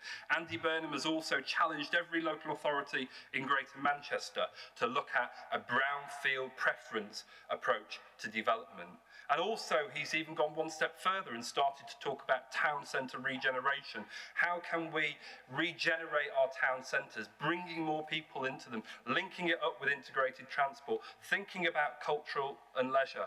So I don't accept what you're saying, because whatever we do in all of this, we have to deliver those local housing need numbers. If we don't do that, it will lead to planning by appeal. So a plan has come forward to do exactly that. Councillor Hines highlighted in some of his comments about this isn't just about numbers either. This is about genuinely building the right homes in the right place. It is a consultation. This is about delivering family homes. It's about delivering affordable homes. It's about delivering extra care, supported accommodation. It's about delivering a whole plethora of different housing types across Greater Manchester. And the housing vision that we're also consulting on as part of the spatial framework is a precursor for us having a housing strategy here in Greater Manchester. So I don't accept your comments there, unfortunately. On the point you make about infrastructure, and I think this is an important point, we have launched an infrastructure framework, which is a precursor to Greater Manchester having an infrastructure strategy. I do feel your comments there are a little disingenuine. And the reason why I'm saying that is because you know, and I know, that infrastructure and investment in infrastructure isn't entirely in the purview of this local authority. And I think you're also being disingenuine to think that it's in the purview of the planning system. Because the infrastructure requirements we need in this city of Salford and Greater Manchester, off the back of chronic, historic underinvestment in the whole of the north of this country, actually, are huge. They're so big that there is absolutely no way that the planning system in and of itself will be able to deliver the investment that the people of Salford need and the people of Greater Manchester need. So I encourage you to lobby government, lobby the Department for Transport, lobby Highways England and Network Rail, lobby the Treasury and their Green Book appraisal that prefers to shove money into the City of London and the South East rather than financing infrastructure in the North. Those are the people we should be lobbying around infrastructure investment rather than making kind of cheap jibes about the planning system at a very local level. Because at the moment, the only way we'll get investment in infrastructure is if the government actually prioritise the North and start putting their hand in the pocket. In terms of the points you make about the broken housing market, well, the government acknowledged this in their own housing white paper. So, of course, I'm going to obviously reiterate your own rhetoric back to you. You know, government have acknowledged we've got huge problems in this country with our housing market. You talk about Labour's delivery on housing. I agree with you. I don't think New Labour delivered enough council houses. I don't think New Labour delivered enough social homes. Absolutely agree with you. And I'll always agree with you when it's quite clear. But please don't suggest that we're delivering anywhere near the numbers of social housing we need this country. There was a cross-party commission recently that actually looked at this issue of social housing. And over the next 20 years, that commission has told us that we need 3.1 million social homes. That's a massive, massive challenge. And that is a challenge to the government to find the money to actually deliver on what this country needs. And when we look at 2017-18, you talk about delivery and your government doing great. Well, actually, in 2017, your government didn't even deliver 1,500 social homes for the whole of the country, not just Greater Manchester, not just Salford, the entirety of the country. There are huge problems on delivery, Councillor Greedo, and I don't believe at the moment your government are doing anywhere near enough to build the homes that we need. Why? Because we have a national planning policy framework that favours developer profits and a market-led approach to housing without government involvement and engagement. That's what's going on here, and let's be absolutely clear about it. And then also, just to finish up in responding to your comments and questions, you talk about the Prime Minister and obviously what happened last night and losing the withdrawal agreement vote by 230 votes. I'd just like to remind members of this chamber, you know, it was 118 Conservatives that actually voted against the Prime Minister's withdrawal agreement. It was 118 Conservatives that demonstrated they have absolutely no faith in the Prime Minister. So today, when we obviously look at this vote of no confidence in the Prime Minister, it'll be interesting to see what those 118 Conservatives do again. Councillor Sharp, thank you very much for pointing out all the great work Little Hulton councillors have been doing to work with the executive and lobby government around the rail strategy. You talked about primary school extensions, you talked about additions in terms of green space and parks, and obviously Cutacre Country Park I'm acutely aware of. Fantastic asset here in the city of Salford, providing green space for the people of Little Hulton, Walkden and beyond. But it's interesting because when Councillor Greedo was talking, it was almost like as if some sort of selective amnesia overcome him, because he kind of forgot what we've been doing in places like Worsley and Boothstown. And I think it was Councillor Critchley that highlighted, we've invested £1.6 million in Worsley Leisure Centre, putting money into infrastructure for the people of Worsley and Boothstown. Yeah, it might be Walkden South, but you can access it. You can access that. You can access it. I look forward to seeing you on the bus, by the way, because I know you drive most of the time, but anyway. Sorry, you get driven, do you? And then also, in addition to that, the amount of money, we've invested millions in walking and cycling infrastructure in your part of the city. I went with the the chair of the board of the Environment Agency to open some of the new walking and cycling paths, and residents were telling me how fantastic they were. But clearly, you know, you've suffered some degree of amnesia because you forgot to mention that in terms of the infrastructure investment that's taking place in your part. So yeah, there is a clear challenge there from Councillor Sharp to obviously ensure that, you know, you are lobbying government, you are lobbying the executive to make sure we do all we can to invest. I need to take a break. Are we going to pause then? Yes, sure. No, it's not out of time. It's someone needs to take a break. So. Are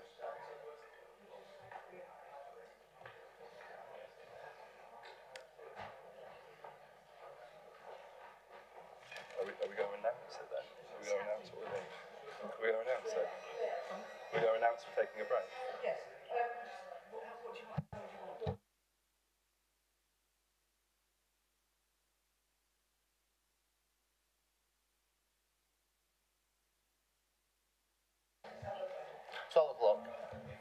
No.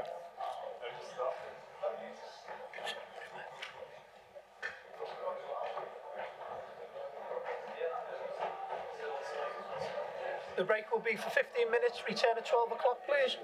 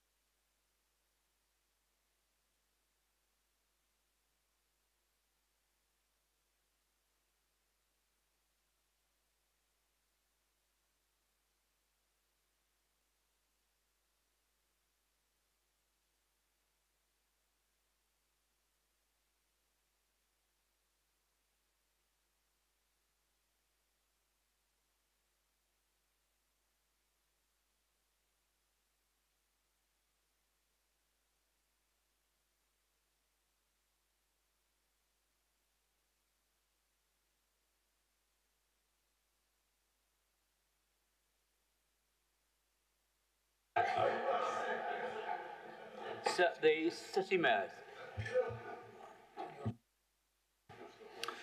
Thank you, Chair. So we're up to continuing to obviously respond to questions and comments, and I know one of the points that was raised just before we broke was the ability to access Worsley Leisure Centre and the lack of public transport. But just to inform you, if you catch the 553 in Boothstown, it stops literally outside of Worsley Leisure Centre. And if you're living in Worsley, you can catch the 68, which is a couple of minutes walk to the leisure centre. So there is provision there. I'm just letting you know the numbers of the buses if you would like to jump on them to go and visit our fantastic refurbished Worsley Leisure Centre. Okay, Councillor Paul Wilson, many thanks for raising the issue on behalf of Langworthy and Weast councillors with regards to the Buell Hill Mansion. As you know, we obviously invited expressions of interest and we entered into an arrangement with Capital and Centric, working with Salford Foundation and other interested parties to look at what we can do with the mansion building. And there have been public consultations I'm aware of, and I've received some feedback from that. And I've requested that the executive of this council be fully brought up to speed with all developments with regards to the future of Buell Hill Mansion. In terms of the specific question about assurance, about not building homes, be they private or any other form of homes within the park, I can stand here today and categorically assure you that I do not intend on building homes within the park. So just for your benefit and also for the public's benefit, what we will be looking at is whether or not we can do what we need to do to bring that mansion house back into use through other mechanisms, and also exploring enabling development.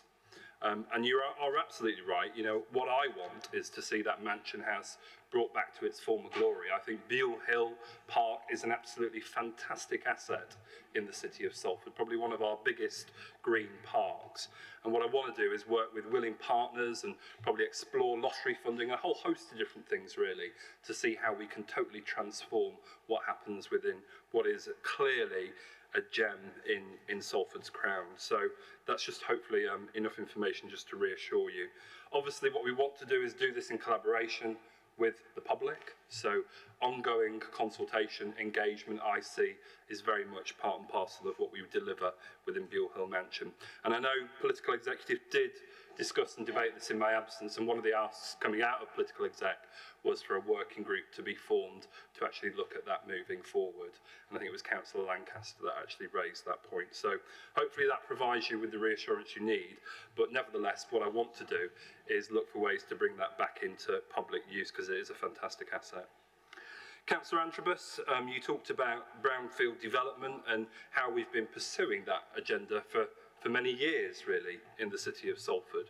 And what that's led to is certainly significant development at Odsal and the old docks of Salford, which in many respects is responsible for the boundary review that we're currently undergoing because of the massive population increase we've actually seen in that part of the city. And I know Councillor Merry drew attention to that as well. And you're right, you know, we have consulted members of this council on whether or not they think there's brownfield sites we're not considering for development and asking you to come forward with sites. Pleased to hear that Councillor Critchley came forward with sites from Walkden South. But as you've rightly highlighted, no other councillors have come forward to say there are sites that we haven't already considered. Colleagues will also be aware that we are now statutorily required to publish a brownfield register of all developable land within the city of Salford. So that is a matter of public record, and if colleagues are interested in that, you can go on and see it. You can actually see this information for the whole of Greater Manchester, because within Greater Manchester what we've done is published the total land supply outside of the green belt that can be considered for development in the future. Obviously that's a matter for planning committees across Greater Manchester, but nevertheless you can clearly see where the land is. However, even with all that land and with the urban density and the high-rise blocks we've been building, it's quite clear to me that we still don't have enough land to actually meet the government's local housing need for Greater Manchester, the 201,000 I talked to you about in my speech. So, you know, if you've got an issue with that number, I guess what I would encourage you to do is to lobby your own government around its own methodology and around the National Planning Policy Framework. I can't stress enough how all of what we do here is very much curtailed and hampered in many respects by what's happening nationally within Britain. You also highlighted, Councillor Antrobus, and I'm pleased that you did this, that in Salford there is obviously going to be no net increase, there's going to be a net increase in Greenbelt, so no net loss in a sense, because we're going to actually be increasing the amount of Greenbelt in the city of Salford through our local plan and the Greater Manchester Spatial Framework consultation. And you specifically drew attention to the 185 hectares in Worsley. And, you know, colleagues are right to say, you know, this is a consultation document, so supporting those proposals is something I'd encourage everyone in this chamber to do. But make no bones about it, Salford is very much committed to protecting its green land and its green space and its green belt where it possibly can. But we have to do this in the confines of what government wants us to deliver through local housing need. But we also have to do this to genuinely meet housing need, and that is about building the right type of homes in the right places. And colleagues in Worsley and Boothstown are only acutely aware of some of the challenges that the developer community are placing on us in terms of challenging how we are currently meeting local housing need in this city. So this is no easy challenge. I genuinely believe the local plan and the spatial framework obviously demonstrate our commitment to that. And I think it was Councillor Turner that highlighted ultimately all of this could be potentially kiboshed by his own Secretary of State through public examination. So clearly that demonstrates to members of this chamber who really controls things when it comes to matters of planning and development up and down this country. It's the Conservative government, it's their National Planning Policy Framework, it's the powers afforded to the Ministry of Housing and Communities and Local Government, and the Secretary of State has powers himself in legislation to dictate what happens up and down this country in terms of development and housing being brought forward. Councillor Hines, you asked the opposition to obviously write to the Prime Minister requesting a general election. I'm not optimistic that that will happen. And you also talked about agreeing with Councillor Garrido on debating further the budget in February, and I know you've been supporting me with regards to the consultation and the teleconference call with government. All I would say is, you know, if you haven't made a submission to that consultation, that is a missed opportunity on the part of the Conservative Council. And what I highlighted today is government are still committed to using regressive forms of tax, local taxation, to pay for public services, whilst at the same time nationally they're taking £1 billion out of the settlement and increasing council tax in England by 1.6 billion in 1920. You know, if you're relaxed about that approach to local government financing, then fantastic. If you're not, you've clearly missed an opportunity in terms of participating in the settlement. But I don't know whether you have, so I'll leave that one with you. Councillor Hines, you talked about an increase in population over 16%, and that was highlighted in my speech. And in a sense, that population growth is creating that demand for housing that people within Salford desperately need. And meeting that demand isn't just about building high-rises in Odsal and Irwell Riverside, where we're seeing the majority of housing growth in the city of Salford. It is about genuinely building the homes we need, affordable homes, family homes. So we'll continue to do that, and I believe our planning framework provides us with the best opportunity to do that. You're absolutely right to draw attention to the housing crisis and those broader infrastructure issues.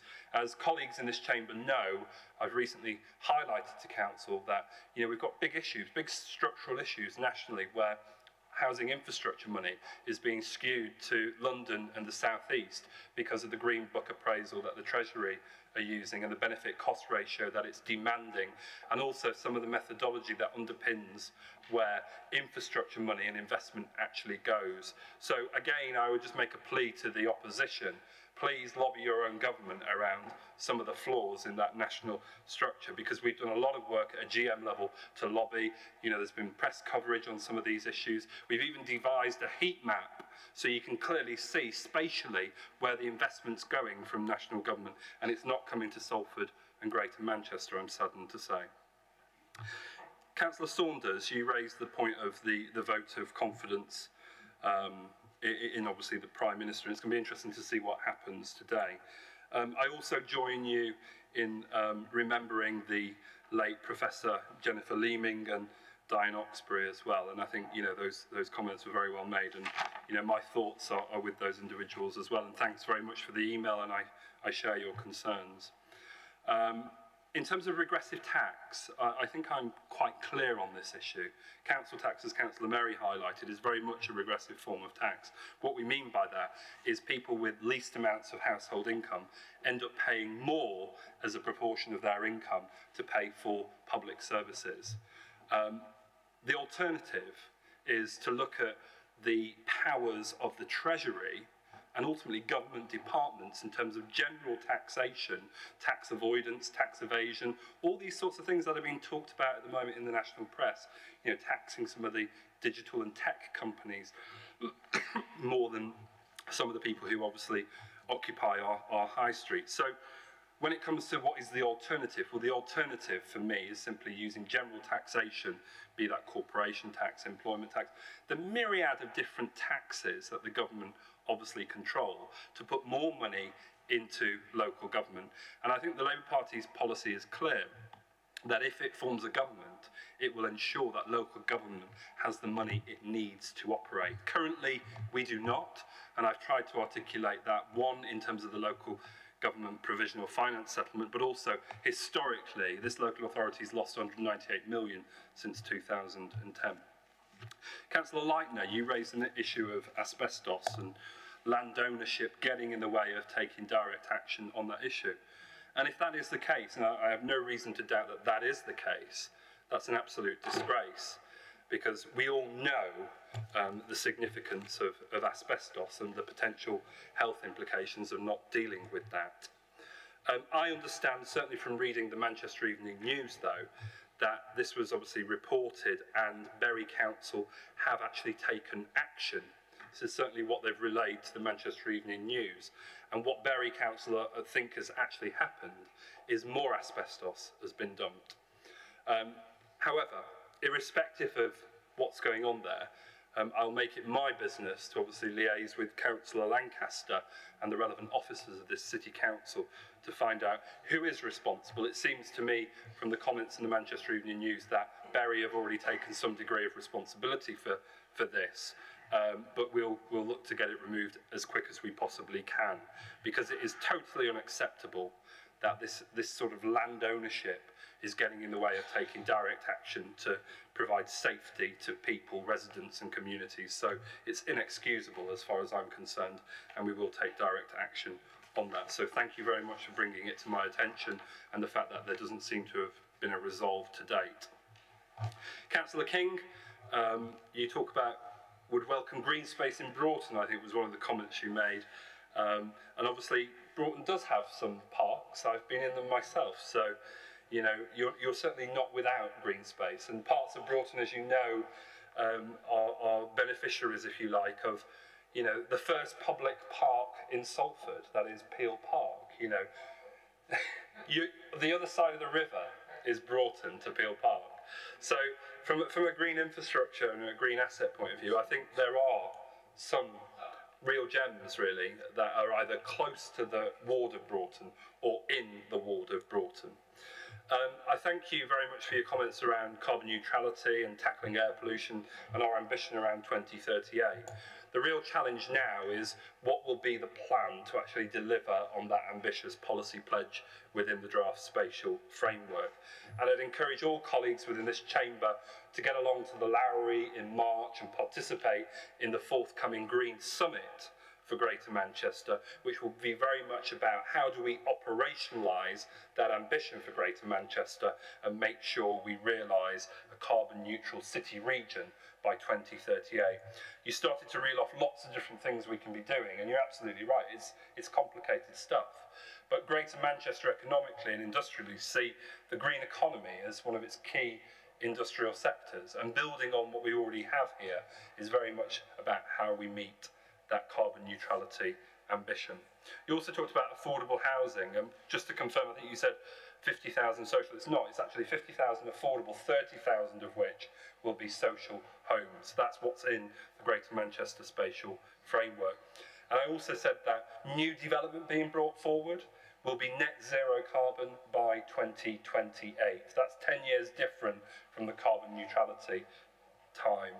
So we are working on trying to do all we can. Some of the big challenges around that agenda will be things like retrofitting homes, ensuring insulation, because one of the first things that this government did when it came to power was it scrapped housing market renewal regeneration funds for existing stock. And obviously moving forward, we'll need to look at how we do that.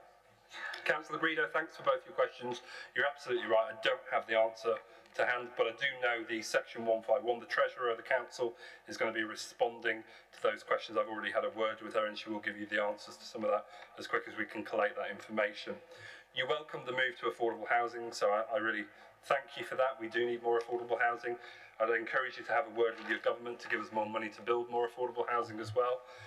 On ageing population, which I think was the substantive point you were making, and I think it's a point well made. It is there, it's in the housing vision.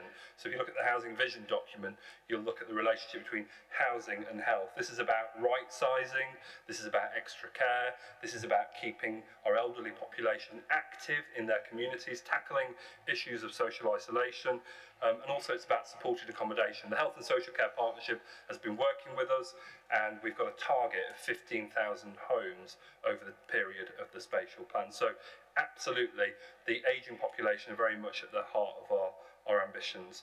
Also, you'll know Greater Manchester is recognised by the World Health Organisation as an ageing city region, so we place great importance on what you're talking about.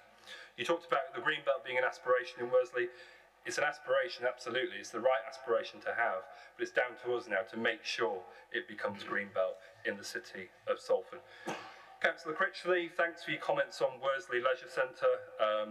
And it has been hugely well received by the residents as well, which is great news. And I'd encourage all colleagues in the chamber to obviously get along and have a look at the facility there. Councillor Lewis, you talked about Cutacre and big businesses, and obviously with regards to the future railway station, hopefully, fingers crossed, in Little Hulton, can we make sure we involve Little Hulton residents? And I'll just provide you a reassurance here. We will do all we can to make sure that the residents and the community in Little Hulton are involved in that process. And I know Councillor Jones isn't here at the moment, but I'll certainly be making an ask of Councillor Jones that as this is taken forward, can we make sure we work with ward councillors, but more importantly, as you say, the residents and the community of Little Hulton. And I accept the point you were making about deprivation within the city of Salford and how that plays out differently in different parts. And I am acutely aware, looking at the government's IMD, that deprivation is high in Little Hulton. Councillor Turner, yes, you obviously raised the issue of our plans going some way and then being subject to public examination and reminding us that the Secretary of State has powers and can do what he wants, basically, when it comes to planning in many respects. You also talked about the general election, and you don't feel that that's an answer to some of our problems. Well, obviously we disagree on that, because I definitely think a general election is an answer to some of this country's problems. I think it's shambolic what's been happening with the withdrawal agreement and how that's been handled by the Prime Minister and the Cabinet and the government. In terms of infrastructure, you made a point on that as well. I'd encourage you all to lobby your own government about infrastructure funding, because government by and large holds the purse strings on that. I've tried to illustrate in my responses to the questions that the planning system will not deliver the levels of finance we need to actually deliver infrastructure. Great that you support my comments on council tax being a regressive tax and how it shouldn't be used to obviously fund services in the way it is. Unfortunately, the Ministry of Housing has come forward with its provisional settlement. It'll be interesting to see what happens now, but I'm not optimistic. I think your government believe local taxation is the way forward. So it's a devolution of responsibility, not really significant devolution of resources, certainly not to the level I would. And that's obviously coexisting with hiking council tax and precepts to pay for things. And obviously I'd encourage you to have a conversation with your colleague Councillor Saunders, who was raising issues of council tax and what the alternative is, because clearly the Tory party or the Conservative group here in Salford Council are somewhat divided on how we approach this matter. Councillor Merry, you agreed with Councillor Turner obviously on the microphone situation, and I know Miranda has highlighted that we're trying to resolve that issue. You also talked about the inconsistency on the part of the Conservative government, and I have to be honest, I see inconsistency everywhere I look. I mean, I've just highlighted what's happening on local government finance. We've got a government that's not got a vision for this country. We've got a government riddled with inconsistencies and paradox. We've got a government that prefers obfuscation and smoke and mirrors over real strategic planning for the British people. So it's quite clear to me we've got a government that needs to stand aside and make way for a Labour government.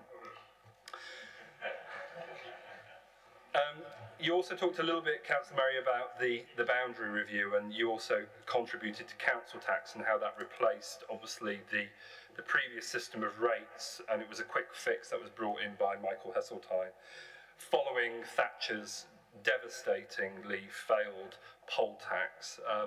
And you're absolutely right. You know, we've got a government, here's a good example of inconsistency. Government are saying they want to make local government financing more simplistic and more straightforward. And what do we have in the local government finance settlement for 2019-20? More complexity, more obfuscation, more deception. So an absolute contradiction at the heart of the Conservative Party in government.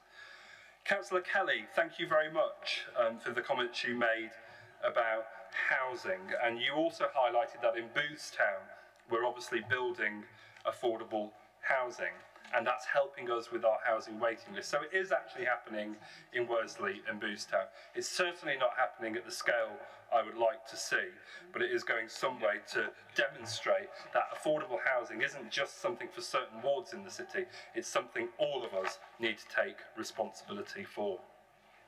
Councillor Morris, in terms of age-friendly city, Greater Manchester is recognised by the World Health Organisation as a city region that is age-friendly, and you know, I recognise the fantastic work that Winton councillors do to serve the residents of your wards. I know there was a comment made about parts of Winton ward as it exists currently moving into Worsley, and our Conservative colleagues think we're doing that because we think they'll be better served. I absolutely don't agree. You know, I don't think it's about pitting councillors against each other necessarily, but I do acknowledge the fantastic work that Winton councillors have done to actually serve their residents over many, many years. Councillor Fletcher, and finally, we've got to the end, thank goodness. Thank you very much for your comments on people who've received an OBE, Uma Khan and Rogers Govender, who's received an MBE as well, residents of Kersal, and, you know, like you, I congratulate them and I pay tribute to the work that they do to warrant this recognition. So thank you very much. Thank you. Before we move on to item 11, we are at 12:30 there. If there's no motion to carry on the meeting, it needs to finish. No meeting with the full council can last beyond 3 hours without a motion. You've got 2 minutes per motion. No extension? No extension. Okay, I'll take that. That meeting's finished. Declare the meeting closed.